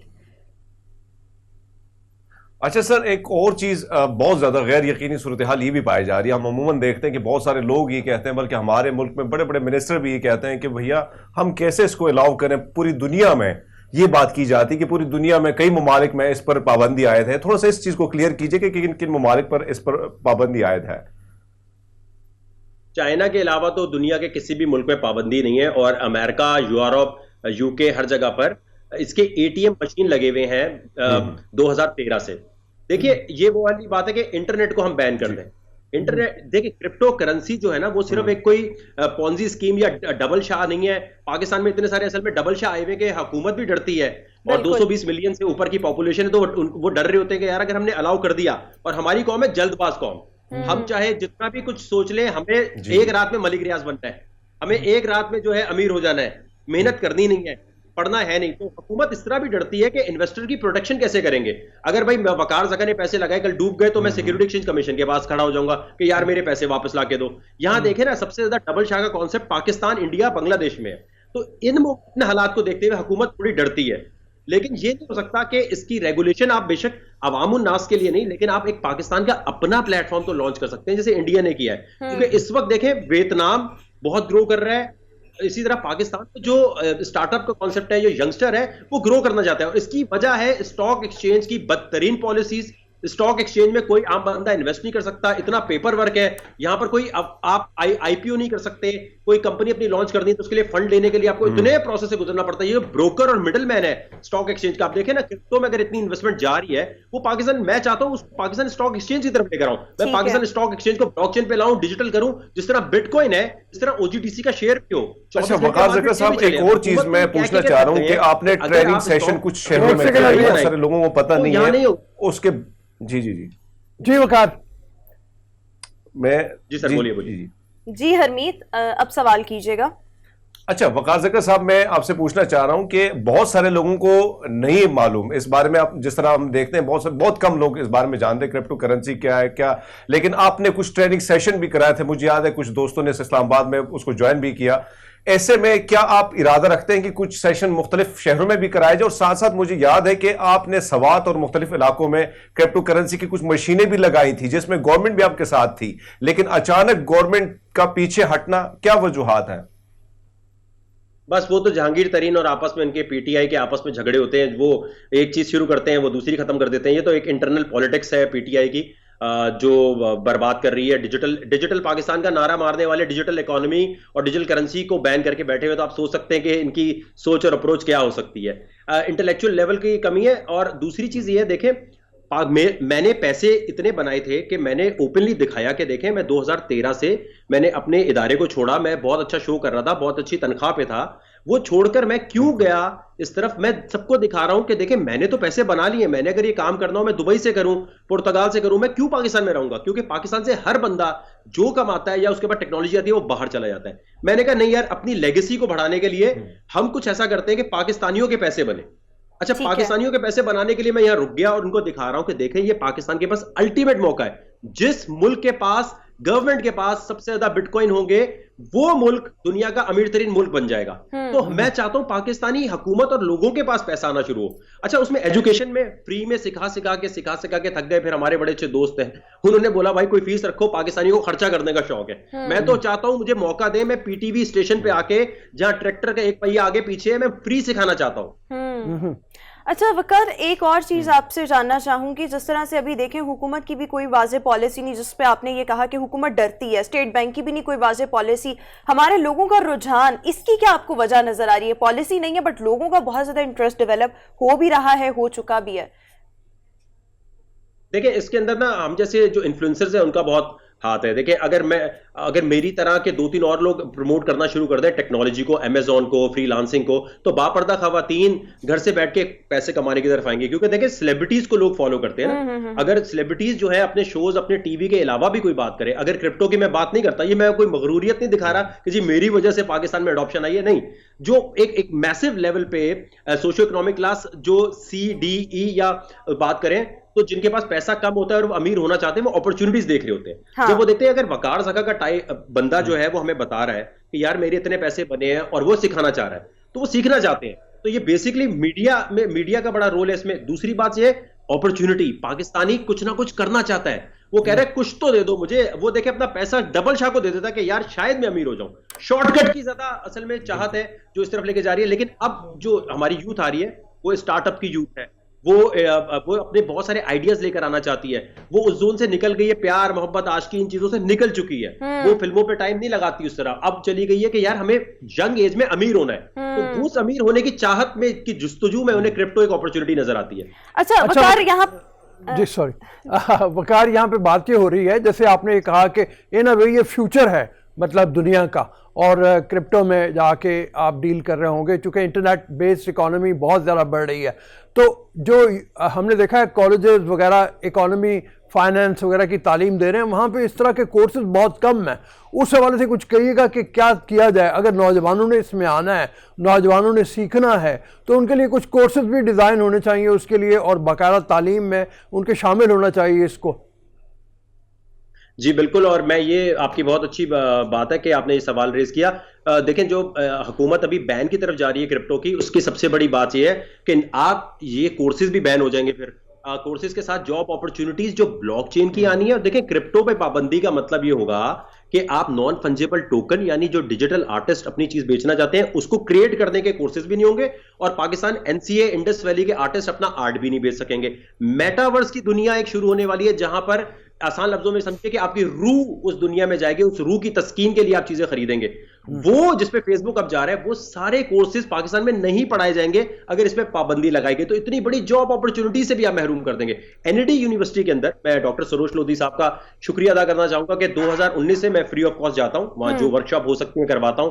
और पाकिस्तान की पहली क्रिप्टो बेस्ड प्रोजेक्ट जो है वो भी NID यूनिवर्सिटी ने बनाया है, जो हुकूमत को प्रेजेंट किया गया है 10 अप के नाम से कि भाई ये क्रिप्टो का प्रोजेक्ट है जिससे पाकिस्तान स्टॉक एक्सचेंज में भी लोग पैसा लगा सकते हैं, पाकिस्तान इससे बहुत ज्यादा रेवेन्यू ला सकता है। तो वो अब दिखा चुके हैं। तो NID तो इस पे काम कर रहे हैं। बाकी लोग इसलिए डरते हैं कि पाकिस्तान में पता ही नहीं चल रहा कि भाई ग्रे एरिया में पाबंदी है। इसको तो देखे ना, इस वक्त उन्होंने ड्रग्स की सूरत दे दी है कि शायद ये बहुत ही कोई हौलनाक चीज है। ठीक है ज़का साहब, अगर हम देखें गुज़िश्ता दिनों जो है 1116 अकाउंट जो है वो फ्रीज किए गए FIA की जानिब से। अब क्या ये बात भी की जा रही कि मनी लॉन्ड्रिंग जो है बड़ा आसान सा जरिया इसके जरिए बन सकता है, बड़े आसानी से क्रिप्टो करेंसी के जरिए हो सकती है, तो थोड़ा सा इस चीज को भी वाज़ेह कीजिएगा।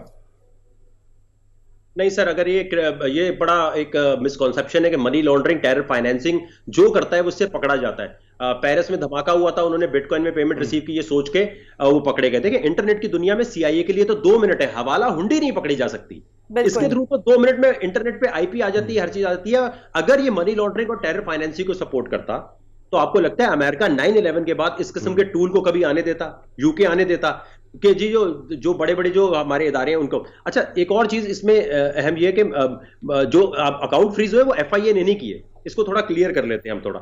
FIA तो देखें इन्वेस्टिगेशन अथॉरिटी है, बेचारे को हम ऐसे ही बदनाम करते हैं कि उन्होंने खुद सुमोटो तो ले नहीं सकती FIA कानूनी तौर पे ना।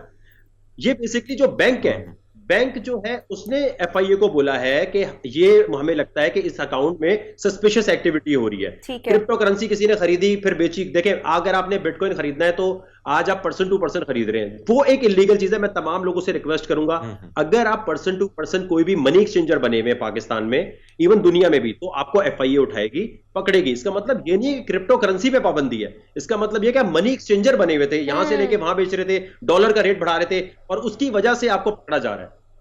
अच्छा वकार, इस हवाले से भी आपसे ये जानना चाहूंगी, ये बड़ा एक इनोसेंट सा सवाल कह लें, ये कि अगर मैं इन्वेस्टमेंट करना चाहती हूँ, so like what would be the procedure, वो थोड़ा सा गाइड करें, और कितनी अमाउंट से मैं एक इन्वेस्टमेंट स्टार्ट कर सकती हूँ, कितनी अमाउंट मेरे पास होना जरूरी है? देखिए, सबसे पहली बात तो ये है कि आपको वो जो मनी लॉन्ड्रिंग वाला कॉन्सेप्ट है वो समझना पड़ेगा कि मनी लॉन्ड्रिंग जो है ना वो सेकंड स्टेज क्राइम है, क्योंकि अगर बिटकॉइन खरीदना मनी लॉन्ड्रिंग नहीं है। अगर आपका हक हलाल का पैसा है, आप सोना खरीदें, बिटकॉइन खरीदें, उसको डिक्लेयर करें FBR में, तो ये लीगल है। अगर आपका पैसा ही करप्ट जरिए से आया और आप कोल्ड ड्रिंक भी खरीदते हैं तो वो मनी लॉन्ड्रिंग है, पैसे को चेंज, उसके कलर को चेंज करना। तो बिटकॉइन अगर आप खरीदना चाहते हैं, बल्कि मैं रऊफ साहब आप तीनों से ये अर्ज करूंगा कि काम ये करते हैं, हम एक्सपेरिमेंट के तौर पे एक व्हाट्सएप ग्रुप बनाते हैं, मैं आपको $50 $100 से क्रिप्टो सिखाता हूं और फिर आप एक हफ्ते बाद रिपोर्ट देंगे वाकई कुछ है या वकार ज़का भी कोई डिजिटल डबल शायद जो सबके पैसे लेके भागना चाहता है। ठीक है, ये डन है, फिर अभी करते हैं बात इस पर। बिल्कुल डन, बिल्कुल सही है जी हरमीत। अच्छा जी हरमीत, अच्छा मेरा एक सवाल है, अगर हम देखें वकार ज़का साहब के बहुत सारी चीज़ें जो हैं, आपने ये दावा भी किया था कि मैं पूरे पाकिस्तान का कर्जा भी उतार सकता हूँ, फिर आपके बारे में ये भी बातें भी आ रही है, बल्कि आपने खुद भी बयान दिया था कि मैं एक पार्टी लेके आ रहा हूँ। तो क्या अगर जो पार्टी आपकी आएगी, सियासी तौर पर जो पार्टी होगी, तो उसका मंशूर सब क्या होगा? जी, जो कर्जा उतारने की बात है वो तो देखिए अभी टर्किश प्रेसिडेंट जो है उन्होंने भी वही किया है जो पिछले 6 महीने से हुकूमत को मैं बता रहा हूं। अगर आप गूगल करें, टर्किश में लीरा जैसी उसका बदतरीन हालात में था, तो उन्होंने क्या किया कि जो भी वहां एक्सचेंज चल रहे हैं, जैसे पाकिस्तान में क्रिप्टो के अनरेगुलेटेड जो एक्सचेंजेस चल रहे हैं, उनको उन्होंने एक नोटिस दिया है और उनसे बोला है पैसे दो। मैंने कहा है हुकूमत से कि पाकिस्तान में जो बाइनेंस है या बाकी एक्सचेंजेस 2018 से ऑपरेट हो रहे हैं, इनको लेटर दें। PTI बोले हम बैन कर रहे हैं वरना यहाँ $1 बिलियन जमा कराओ। 1 बिलियन इनके लिए पे करना बच्चों वाली बात है। 3 एक्सचेंजेस हैं, 1-1 बिलियन करें, सऊदीया का कर्जा उनको वापस दें, उनसे जान छुड़ाएं। ये हम कब तक बोरोड इकोनॉमी बने रहेंगे? अच्छा, जो पॉलिटिकल पार्टी की आप बात कर रहे हैं, टेक्नोलॉजी मूवमेंट पाकिस्तान शुरू करने का मकसद है। इंटरनेट पाकिस्तान का हर मसला हल कर सकता है। इंटरनेट हर घर में पहुंचा दिया जाए, सस्ते दामों या ना होने के बराबर, तो यकीन मानिए हमारी कौम इतनी टैलेंटेड है, टिकटॉक से लेके क्रिप्टो से लेके यूट्यूब से लेके कहीं से भी कमा लेगी। रोटी कपड़ा मकान का मसला जब भी हल हो सकता है अगर इंटरनेट पाकिस्तान के हर जगह पहुंचा दिया जाए। थोड़े अरसे के लिए उसका मिसयूज होगा, फिर ठीक हो जाएंगे। और जहां तक बात है सर ये कर्जा उतारने की, हुकूमत को, फवाद चौधरी साहब को जब साइंस एंड टेक्नोलॉजी के मिनिस्टर थे, हमने क्रिप्टो एक्सचेंज बना के दिया। हमने कहा सर ये देखिए, हमने एक पाकिस्तान की क्रिप्टो करेंसी बना के दी कि ये लॉन्च कर दें। वेनेजुएला के चोर प्रेसिडेंट ने जब अनाउंस किया कि हम अपनी क्रिप्टो लॉन्च कर रहे हैं पेट्रो, तो उसके ऊपर $735 मिलियन एक दिन में आए। वो क्रिप्टो आज तक नहीं आई। अगर इमरान खान साहब ये सेविंग सर्टिफिकेट और सूदी निजाम टाइप की प्रोडक्ट देने के बजाय अगर ये कह दें कि जी हम क्रिप्टो करेंसी लॉन्च कर रहे हैं, तो भाई पैसा आएगा ना मुल्क में। अगर आप हाइड्रो पावर के थ्रू KPK में मशीनें लगाएंगे तो पैसा आएगा। कोई भी बड़े से बड़ा बंदा बिठा दे, FATF ये नहीं कह सकता कि जी बंद करो क्रिप्टो करेंसी अगर इससे कोई इलीगल एक्टिविटी होती हो। पाकिस्तान के पास आखिरी मौका है पैसे कमाने का। ना कपास, ना चावल, ना टेक्सटाइल, कोई पैसा नहीं ला सकती जितना हक हलाल और सूद फ्री निजाम को अडॉप्ट करके। और सूद फ्री निजाम जो है वो बिटकॉइन है। अगर सूद फ्री नहीं होता तो ईरान कभी भी इसमें इतनी हैवी ड्यूटी तरीके से नहीं जाता। ठीक है। अच्छा वकार, एक जो आपने बात की उस पर अभी तक मेरी कह लें सुई फंसी हुई है, वो ये कि इंटरनेट में जो लेन देन है, सो उसको थोड़ा सा क्लियर करें कि मैं अपनी इंफॉर्मेशन के लिए भी चाह रही हूँ किस किस्म की लेन देन, जो हम मुख्तलिफ वेबसाइट्स को पे कर रहे हैं, मुख्तलिफ ऐप्स को यूज़ करके भी करते हैं अक्सर, मतलब इसको थोड़ा सा क्लियर करें क्योंकि मैं प्रॉपर अंडरस्टैंडिंग नहीं मिली इस पॉइंट से। देखिए, इसका मतलब यह है कि अगर आपने दुबई में कोई घर खरीदना है तो आप बिटकॉइन से खरीद सकते हैं। अगर आपने अमेरिका में कोई कॉफी पीनी है तो वो आप जाके क्रिप्टो से कर सकते हैं। ये इसका मकसद ये है कि अमेरिका में कोई बंदा बैठा हुआ है और रऊफ साहब के पास कोई अच्छा आइडिया है, वो आज कहते हैं यार इंटरनेट की दुनिया में जो मसाइल हैं, जैसे वीडियो स्ट्रीमिंग का मसाइल है, वो कहते हैं मैं यूट्यूब की टक्कर पे एक डिसेंट्रलाइज ऐसा प्रोजेक्ट ला रहा हूं कि जिसके अंदर जो सहाफी हजरात हैं जब वो अपनी रिपोर्टिंग करें तो कोई भी बंदा उसको बंद ना कर सके, सेंसर ना कर सके। उन्होंने एक प्लेटफॉर्म दिया, उसके लिए उन्हें चाहिए फंडिंग, तो वो निकालेंगे अपना एक रऊफ क्रिप्टो, वो रऊफ क्रिप्टो निकालेंगे और अमेरिका के इन्वेस्टर्स को अगर सही लगेगा तो वो इनको पैसे देंगे। तो दुनिया भर से फंडिंग लेने के लिए और ऐसे इलाकों में फंडिंग लेने के लिए चित्राल में या अफगानिस्तान में जहां शायद नहीं लोग आ सकते, जहां स्टॉक एक्सचेंज, भाई देखे ना, यहाँ स्टॉक एक्सचेंज में जब तक लिस्ट नहीं होंगे तब तक कंपनी नहीं आएगी। तो इंटरनेट की दुनिया से मतलब ये है कि इंटरनेट की इकोनॉमी में कंट्रीब्यूट करने के लिए आपको एक सिस्टम ऐसा दिया गया है जिसपे पूरी दुनिया का बिलीव है, वो आपके साथ इन्वेस्टमेंट करना चाहते हैं ब्लॉकचेन के थ्रू। अच्छा, ये वाकई में बताओ, अगर समझ नहीं भी आए ना तो कोई ऐसी बात नहीं, दुनिया में 4% लोगों को 5% तो समझ आई है, तो पाकिस्तान में तो ये जल्दी चीज आ गई है। या तो यहाँ 10 साल बाद आनी थी तो कोई परेशानी की बात नहीं है। जैसे जिम में पहले दिन जाते हैं ना तो पहले दिन आपको 100 kg वेट नहीं उठाते, तो रिलैक्स होकर दिमाग को आराम आराम से थोड़ा थोड़ा समझे। बिल्कुल ठीक है। अच्छा, क्रिप्टो के हवाले से जो कानून साजी होनी है या जो भी इसके मामलात हैं उनको भी थोड़ा सा हाईलाइट करते हैं। अच्छा देखिए, अभी तो मैं हिस्सा हूं ऑनरेबल सिंध हाई कोर्ट में एक पिटीशन फाइल की थी 2019 में मैंने पब्लिक लिटिगेशन में कि जी मुल्क में क्रिप्टो करेंसी की कानूनी हैसियत दी जाए। उसके लिए ऑनरेबल सिंध हाई कोर्ट में अभी बहुत बड़ा एक फैसला होना है 12 जनवरी को, और उससे पहले जो है उन्होंने एक कमेटी बनाई है जिसमें डिप्टी गवर्नर साहिबा हैं, state bank security exchange commission के डायरेक्टर हैं, पीटीए के हैं, मिनिस्ट्री ऑफ फाइनेंस के हैं, और 3 महीने से हमारी मीटिंग्स चल रही हैं कि इसको रेगुलेट करना है कि नहीं करना और कैसे करना है। तो वो 12 जनवरी को ये रिपोर्ट स्टेट बैंक सबमिट कराएगा। मैंने पूरी कोशिश की है कि उनको प्रेजेंटेशन दे सकूं कि किस तरह रेगुलेशन होनी चाहिए।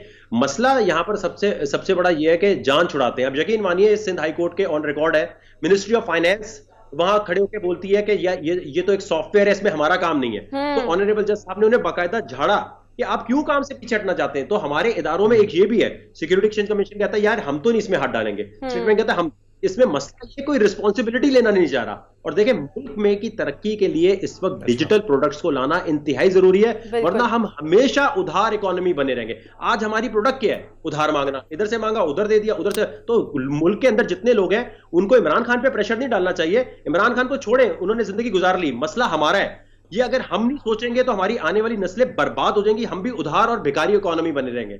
अच्छा वकार, एक लास्ट सवाल मेरा रह गया, वो भी एक ऐसे, मतलब ये आप एक तो ये कह लें कि क्रिप्टो के पायनियर कह लें पाकिस्तान में, और जिस तरह से मैंने अपने इंट्रोडक्शन में भी कहा था, बड़ी अहमियत आपकी है और ओपिनियन भी आपकी बहुत ज़्यादा मैटर करती है। लेकिन ये जो आप इतनी सर खपाई कर रहे हैं, मतलब आप इसमें मोटिवेटेड कैसे हैं और करना क्या चाहते हैं, ये भी थोड़ा सा बता दें।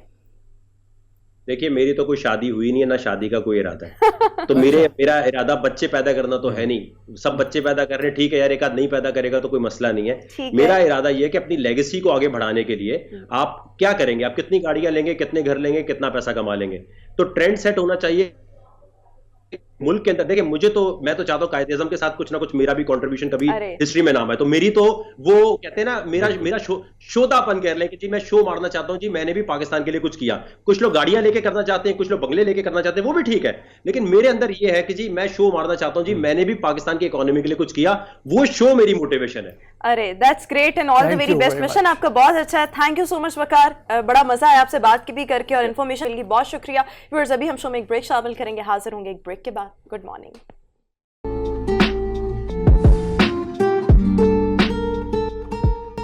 ब्रेक के बाद एक बार फिर से गुड मॉर्निंग पब्लिक में आपको खुशामदीद कहेंगे। व्यूअर्स, हम ऑफ एंड ऑन ये चीज़ डिस्कस करते रहते हैं, पाकिस्तान में टैलेंट और पाकिस्तान के youngsters, they are all so talented, और फिर इंटरनेशनली जब जाके पाकिस्तान का नाम रोशन करते हैं, कोई भी अगर कह लें इवेंट्स उनमें पार्टिसिपेट करते हैं और फिर जो मुकाबले हैं उनको विन करते हैं, तो यकीन माने हम सबको बहुत ज़्यादा फ़ख्र महसूस होता है। सो ये तमाम जो लोग हैं जो इंटरनेशनली पाकिस्तान का नाम रोशन करते हैं, कर भी रहे हैं, वो हमारा फ़ख्र हैं। सो दुबई में मुनक़िद होने वाले इंटरनेशनल बॉक्सिंग इवेंट में पाकिस्तान के आसिफ हज़ारा ने युगांडा के बॉक्सर को शिकस्त देकर ABF टाइटल अपने नाम किया। और इस वक्त हमारी खुशकिस्मती कह लें कि आसिफ हज़ारा इस वक्त हमारे साथ इस्लामाबाद स्टूडियो से हमें ज्वाइन करें। Thank you so much Asif, welcome to our show और बहुत बहुत मुबारक हो आपको कि आपने ABF टाइटल अपने नाम किया। So let's start from here कि आपके पास मोटिवेशन कैसे आई कि आप बॉक्सिंग सीखें और फिर उसको प्रैक्टिस करें, फिर कॉम्पिटिशन्स में पार्टिसिपेट करें, बिकॉज ये बहुत ज़्यादा मुश्किल काम है। अस्सलाम वालेकुम। सबसे पहले आप सबका शुक्रिया जो मुझे अपने मॉर्निंग शो में इनवाइट किया। और मेरा नाम आसिफ हज़ारा है और मेरा ताल्लुक़ सूबे बलूचिस्तान से कोयटा शहर, मेरा कास्ट हज़ारा है। और मैं जो है इससे पहले एमेच्योर बॉक्सर था, 5 टाइम नेशनल चैम्पियन हूँ और अपने वेट का अनबीटेड हूँ। और उसके बाद मैं नेशनल टीम कैप्टन बना और मैंने कंट्रीज़ को रिप्रेजेंट किया एमेच्योर बॉक्सिंग में। और मैंने वहाँ से बहुत से टाइटल अचीव किए पाकिस्तान के लिए। और उसके बाद मैं 220 को एमेच्योर से प्रोफेशनल बॉक्सिंग ज्वाइन किया, UW प्रमोशन टीम उस्मान वज़ीर को, जो कि मैंने पहला फाइट अफगानिस्तान को नॉकआउट की और दूसरा फाइट मैंने इंडोनेशिया को नॉकआउट की, जबकि तीसरा फाइट मैंने युगांडा के बॉक्सर को बीट की और नेशनल टाइटल अपने नाम कर की। अच्छा, वैसे आसिफ मुझे ना आपको देख के बड़े स्लिम स्मार्ट से आप हैं और फिर वैसे युगांडा वालों को देख के ना थोड़ा सा खौफ भी आता है ना, वो जो कहते हैं आई विल किल यू, उनकी आवाज़ में वैसे खौफ होता है। उसको कैसे हरा यार, इतनी हिम्मत आई कमाल की। आपकी फुर्ती को देख के बड़ी हैरानी हुई मुझे, वो सारी वो वीडियो जो हमने देखी हैं। तो कैसा लगा वो कितना मुश्किल मरहला था आपके लिए और हम देखने वालों के लिए बड़ा मुश्किल था, तो आपके लिए कितना मुश्किल था उसको हराना? बिल्कुल, इसमें ऐसे देखिए मैं लोगों ने कोविड की वजह से 1 ईयर फाइट नहीं किया, फिर थोड़ा मुश्किल था। फिर हम लोग 1 महीने पहले दुबई चले गए, वहाँ पर कैंप ज्वाइन की और वहाँ के जो नेशनल टीम थे क्यूबा की उससे स्पेयरिंग की और फिलिपीन वाले से स्पेयरिंग की, थोड़ा वो रिकवर किया। और मुझे पूरा उम्मीद है कि मैं फाइट विन करूँगा।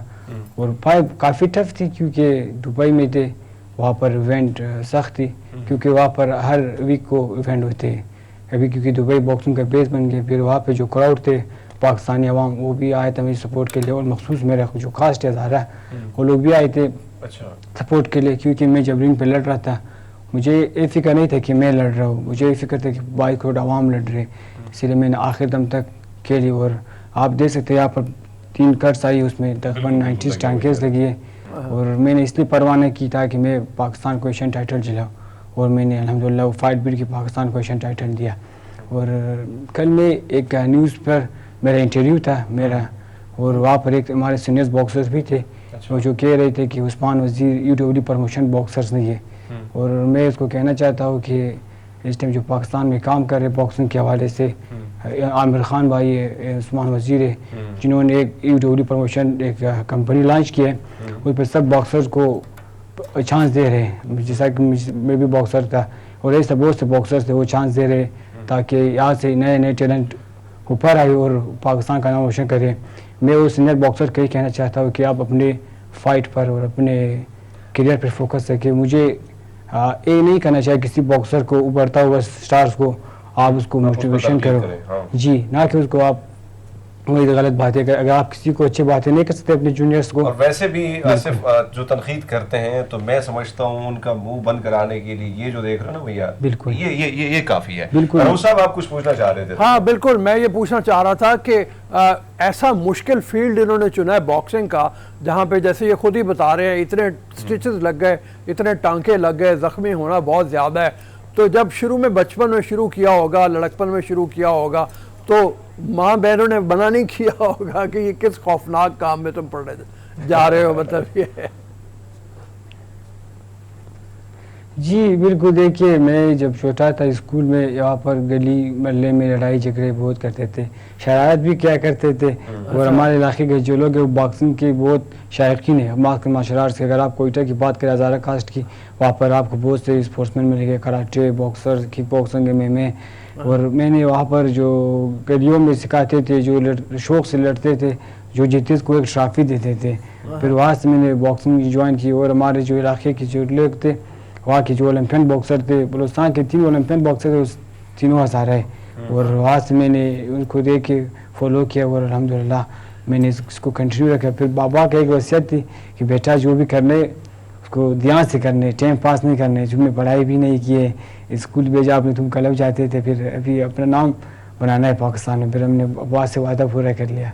अच्छा, वैसे आपने बताया कि बचपन में बड़े शरारती थे ना, जी, तो जी। बचपन में जाहिर बात है कि स्कूल जब बंदा जाता है, कॉलेज जाता है, तो स्कूल जब जाते थे तो दिन कितनी लड़ाइयाँ मोल लेके आते थे और घर में फिर पिटाई होती थी कि भैया ना करो, बदतर मैंने समझाया भी है, फिर भी जाके फाइट करते आ जाते हो। तो ऐसा कुछ होता था? बाबा की वजह से डांट पड़ती थी फिर? जी, वो डांट पड़ती थी क्योंकि बाबा जो खेल रहे थे मुझे, मैंने तकरीबन 1 साल में 4 से 5 यूनिफॉर्म चेंज किए, पढ़ते थे, लड़ाई झगड़े करते थे ना।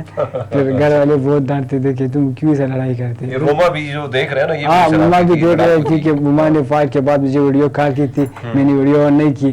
फिर बताए बेटा वीडियो ऑन करो, मैंने बोला मम्मा इधर आप पर सिग्नल का इशू हो रहे हैं। बाद में मुझे वॉइस किया होते, मुझे पता चल गया आपको घटिस आई, इसलिए आप वो नहीं कर रहे।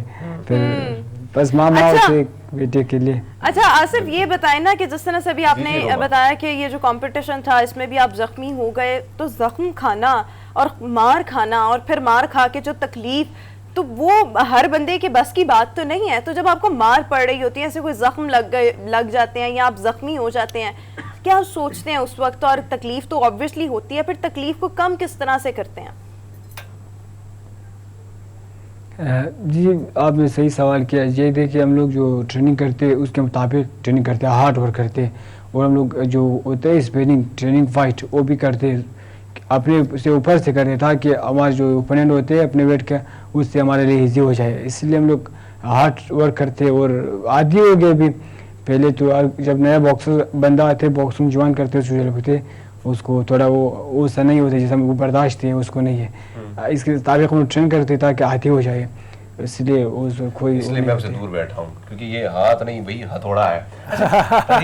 हाँ, ये देखे ना, रोमा दिखा भी रहा है, मैं करना भाई सत श्री अकाल। भाई मेरे अपने में बड़ी ताकत है। एक चीज हमने देखी है कि इस सारी गेम जो हो रही थी, सारी गेम जो हो रही थी, युगांडा तो मैंने आपको कहा ना वैसे होता है सीन, बंदे को वैसे ही घबराहट हो जाती है। बट ये और कितने चैलेंजेस थे आपको के सामने? अफगानिस्तान भी था, दीगर इंडोनेशिया की टीमें, चलो इंडोनेशिया तो हम मान लेते छोटे छोटे पतले पतले, लेकिन फुर्तीले बहुत होते हैं। तो किसके साथ ज्यादा टफ फाइटिंग आपकी रही इनमें, इन सब में से? जी देखिए, मैंने जो आज से तकरीबन 14 साल हो गए मुझे बॉक्सिंग में, मैंने इतना रिप्रेजेंट किया है, मैच्योर में इतना नीचा, वो सबसे मेरे जो ख़तरनाक फाइट थी यही थी युगांडा के साथ थी, वो जो सबसे टफ थी, क्योंकि वो कमीशन का बॉक्सर था, वहाँ के सब इसी के थे कि मैंने उससे फाइट जीत रहा था। उसके कमीशन ने बताया कि आप फाइट जीत रहे, कोई तो आप हेड से मारे, उसने मुझे तो इतना हेड मारा। फिर कोच ने मुझे बताया कि आप आउट क्लास खेलेगा, आप देखे पहले 2 राउंड मैंने इन खेला, उससे लड़ा, जब उसके चक्करे मुझे लगा, फिर मैंने आउट खेला और 8 राउंड तक मैंने आउट खेला। मुझे आउट खेलना बहुत पसंद है और मैं गेम भी है, इसलिए उसको मैंने बीट किया। अच्छा, अब आगे के जो प्लान है, मतलब ये तो टाइटल आपने अपने नाम कर लिया, एशियन चैंपियन आप बन गए, इससे आगे के प्लान क्या हैं? क्या आप प्रोफेशनल बॉक्सिंग में जाना है? जी, मुझे आगे के प्लान नहीं है कि मैं इंशाल्लाह हर गेम खेला ओलंपिक खेलना चाहता हूँ, और मैं पाकिस्तान ओलंपिक से और पाकिस्तान स्पोर्ट्स बोर्ड से यही रिक्वेस्ट करता हूँ कि मुझे नामजद करे ओलंपिक के लिए, ताकि मैं वहाँ पर भी अपनी कंट्रीज को रिप्रेजेंट करूँ, वहाँ पर भी गोल्ड जीतूँ पाकिस्तान के लिए। और दूसरी बात है कि मैं गवर्नमेंट से रिक्वेस्ट करता हूँ, पाकिस्तान गवर्नमेंट से और अपने सूबे के चीफ मिनिस्टर से और CM साहब से कि मुझे सपोर्ट करे ताकि मैं मजीद, और मैं जो नेक्स्ट फाइट है WBC मिडिल टाइटल है और मैं इसके लिए तैयारी करूँ। अच्छा आसिफ, हमारी मतलब हम तीनों का अक्सर एथलीट से यही सवाल होता है कि हुकूमत की जानिब, क्योंकि बहुत सारे एथलीट्स बेचारे अपने बलबूते पर आगे निकलते हैं, आगे जाते हैं, तो ऐसे में क्या आपका ये जो सफर था, ये जो जीत आपने पाकिस्तान के नाम की, ये जो टाइटल है पाकिस्तान के नाम आपने किया, तो इसमें किसने, गवर्नमेंट का कितना साथ था, किसने कितना सपोर्ट किया, क्योंकि मुश्किल मरहले से आप ऊपर गए हैं? जी बिल्कुल, देख के इसमें गवर्नमेंट का सपोर्ट नहीं था, आता लोगों ने एक शाबाशी भी नहीं दिया, इनाम दूर की बात है। और मेरे जो प्राइवेट स्पॉन्सर थे रेडसन स्वेट और Azhar Lachin agency, Azhar Lachin जो हमारे कास्ट के, उसने मुझे सपोर्ट किया है और उसका मैं शुक्रिया अदा करता हूँ। और आप जैसे लोगों के लिए पाकिस्तान को ज़रूरत है जो एथलीट के लिए काम करते हो। और जी रोमा, ठीक है आसिफ, कोई मैसेज? जी जी बिल्कुल, कोई मैसेज जो आप यंगस्टर्स को देना चाहें या उन लोगों को देना चाहें जो बॉक्सिंग में आना चाहते हैं, क्या करना चाहिए उनको? कोई मोटिवेशन के हवाले से, उनको मोटिवेट करने के हवाले से कोई मैसेज? बिल्कुल। आप देखिए, अगर गवर्नमेंट हम जैसे स्टार्स को, बाकी स्टार्स है, एथलीट है, उसको अगर वो सपोर्ट नहीं करते, स्पॉन्सर नहीं करते, फिर वो बॉक्सर जो हमको देख रहे हैं उसको हम क्या बताएं? हम उसको वही कहेंगे जाओ तुम पढ़ो।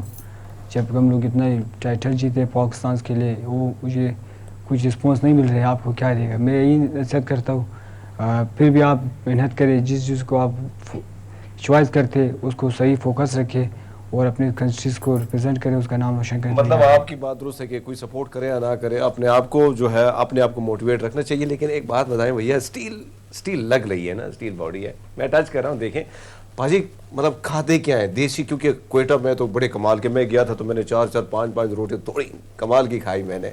ठंड बहुत होती है ना, मज़ा भी आता है खाने पीने का।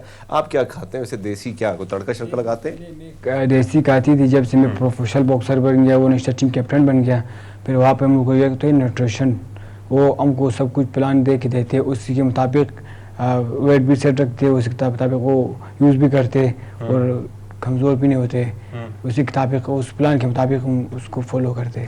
अच्छा, वैसे धड़कनें बड़ी तेज़ होती हैं जब इस तरह मुक्के लगते हैं, हाँ खून निकलता है, भाई खौफ तो होता है ना, हमें भी होता है, क्योंकि आप हमारे ही हैं, हमारे पाकिस्तान को ही वो कर रिप्रेजेंट कर रहे हैं। ऐसे में जो वालदा, आप हो सकते हैं वो टेलीविज़न के सामने बैठी और आपके पेरेंट्स जो हैं, उनकी क्या फीलिंग होती है जब आते हैं तो, हैं भैया मेरा पुत्र बहुत लगे इधर लगा लो, क्या खिलाऊं? ऐसा होता है? मतलब सारी बात है ना, माँ बाप है। आपने सही कहा, क्योंकि वालिदैन जो होते, मेरे माँ खासकर, वो मेरा फाइट देखता ही नहीं है। अच्छा। फिर सिर्फ वो जब मेरे फाइट होते वो मसल्ले में बैठते, वो दुआ करते कि मेरे पाकिस्तान कंट्रीज के रिप्रेजेंट कर रहे, उसको दुआ करते गए। जब मैं जीता हूँ फिर मुझे कॉल करते, मैं नमाज शुक्राना पढ़ रहा हूँ आपके लिए, आपने यकीन किया। मैंने कहा मामा आपने फाइट देखा? बोलता ही नहीं बेटा, मुझसे बर्दाश्त नहीं होता कि मेरे बेटे को कोई मौका मारे। लेकिन जब आप ये लेके आए तो अम्मा को पकड़ाया, बहुत भारी है, देखो ऐसे, हाँ बहुत भारी है। अच्छा, ये पकड़ाया मैंने, जैसे आपने कहा कि ये लेके आया। आसिफ, एक छोटा सा सवाल और है। हाँ, एक छोटा सा सवाल और है फिर। जी रऊफ साहब। हाँ, वो मैं ये पूछना चाह रहा था कि जाहिर है नौजवान जो इनको देख के फॉलो करना चाहते होंगे, बॉक्सिंग में आना चाहते होंगे, तो जिम कितना करना चाहिए, एक्सरसाइज कितनी होनी चाहिए, रनिंग, जॉगिंग, क्योंकि ये पूरे जिस्म का गेम है, ये सिर्फ मुक्केबाजी की बात नहीं है। इसके लिए टांगें भी स्ट्रांग होनी चाहिए, कमर भी स्ट्रांग होनी चाहिए, हर तरह की एक्सरसाइज जो है। तो वो ज़रा बताइएगा कि वो कितने घंटे की तकरीबन रिक्वायरमेंट है? बिल्कुल जी, कि मैं जब से जो बॉक्सिंग को शौक़ है, पहले वो कोशिश करे कि यूट्यूब से नहीं सीखे, जाके प्रॉफिट बॉक्सिंग क्लब ज्वाइन करे, वहाँ पर कोचेस होते हैं, वो कोच को बताते हैं ना कि उसको उसमें कितना बर्दाश्त है, कितने ट्रेनिंग करवा सकते हैं। बाद लोग बोलते मुझे यूट्यूब से कोई लिंक भेजो, मैं बॉक्सिंग सीखूँ। मैं कहता हूँ कोई 1 2 3 नहीं है कि आप इंग्लिश नहीं, आप इंग्लिश यूट्यूब से सीखे। जब आप बॉक्सिंग क्लब ज्वाइन करें, आपको कोच बताए कि आपका बॉडी की लैंग्वेज क्या है, आपके किस माइंड के बनते हैं, आप स्ट्रॉन्ग है नहीं है, फिर वो आपको बता सकते हैं कि बंदे को क्या करना है। और जो कोच होते हैं, प्रॉफिट कोच होते हैं, खोज करते होते, वो खुद आपको बताएगा, गाइड करेगा कि आपको आगे क्या करना है। ठीक अच्छा, हो क्या? अगर हम देखें बॉक्सिंग के हवाले से, अब मेरे ख्याल में अगर टाइम है तो हम सवाल कर सकते हैं, अगर है तो क्विकली सवाल कर लें, उसके बाद फिर हम ब्रेक पर जाएंगे। One last. अच्छा सर, आप लास्ट आपसे ये सवाल है कि क्या कि बॉक्सिंग के हवाले से क्या इक़दाम हो रहे हुकूमत की जानिब से? जो आप टाइटल लेके आए हो, पाकिस्तान के नाम किया आपने, तो कोई काम हो रहा है आपको देख के?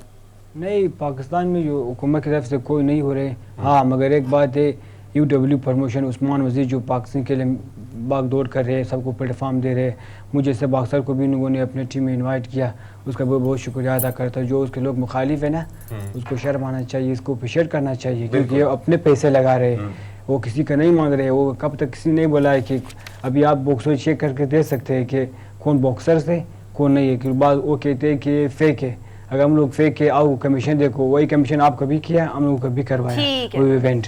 आप बॉक्सर में चेक करो, वो बताएगा कि कौन एशियन चैंपियन है, कौन WBC चैंपियन है, कौन चैंपियन नहीं है, कौन सिल्वर है। ठीक है, ऐसा नहीं करना चाहिए बॉक्सिंग में, पाकिस्तान में कि पॉजिटिव रहना चाहिए। Yes. मतलब पॉजिटिव रहना चाहिए। अगर मैंने ये लेना है तो 2-3 मुक्के मुझे खाने होंगे पहले।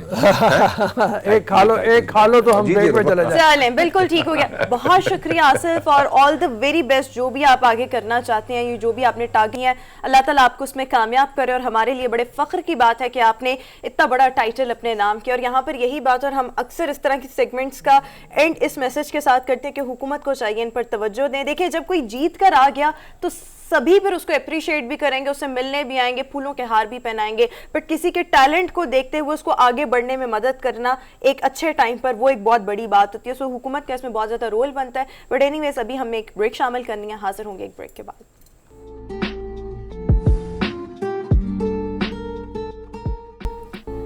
ब्रेक के बाद एक बार फिर से गुड मॉर्निंग पब्लिक में आपको खुशामदीद कहेंगे। व्यूअर्स, एक तहकीकाती रिपोर्ट कोयटा में पॉपुलेशन काउंसिल की तरफ से अक़वाम मुत्तहिदा पॉपुलेशन फंड और बलूचिस्तान सोशल वेलफेयर डिपार्टमेंट की कोलैबोरेशन के साथ मुरतब की गई है। अगर हम इस सर्वे को देखें, इस तहकीकाती रिपोर्ट को देखें तो ये इसमें यह बात कही गई है कि बलूचिस्तान में लड़कियों की कम उम्री में शादी की शरह बहुत ज़्यादा है, और सबसे ज़्यादा इस हवाले से अगर हम शरह देखें तो मकरान डिवीज़न में है, जहां पर मोस्टली लड़कियों की 18 साल की उम्र से पहले ही शादी कराई जाती है। इसके अलावा और भी बहुत सारे डिवीजन्स हैं, बट अगर हम देखें तो हमारे ओवरऑल पाकिस्तान में बलूचिस्तान यहाँ पर कम उम्री में शादी होना और फिर उसके बाद किसी भी लड़की के लिए जो हेल्थ कॉम्प्लिकेशंस होते हैं, डिलीवरी के टाइम जो कॉम्प्लिकेशंस होते हैं, जच्चा और बच्चा के जो मामलात और उनके लिए जो लाइफ थ्रेटनिंग चीज़ें होती हैं वो बहुत ज़्यादा रिपोर्ट होती हैं। ज़च्ची के हवाले से भी बात ये होती है कि बलूचिस्तान में ज़च्ची में अमवात की शरह भी बलूचिस्तान में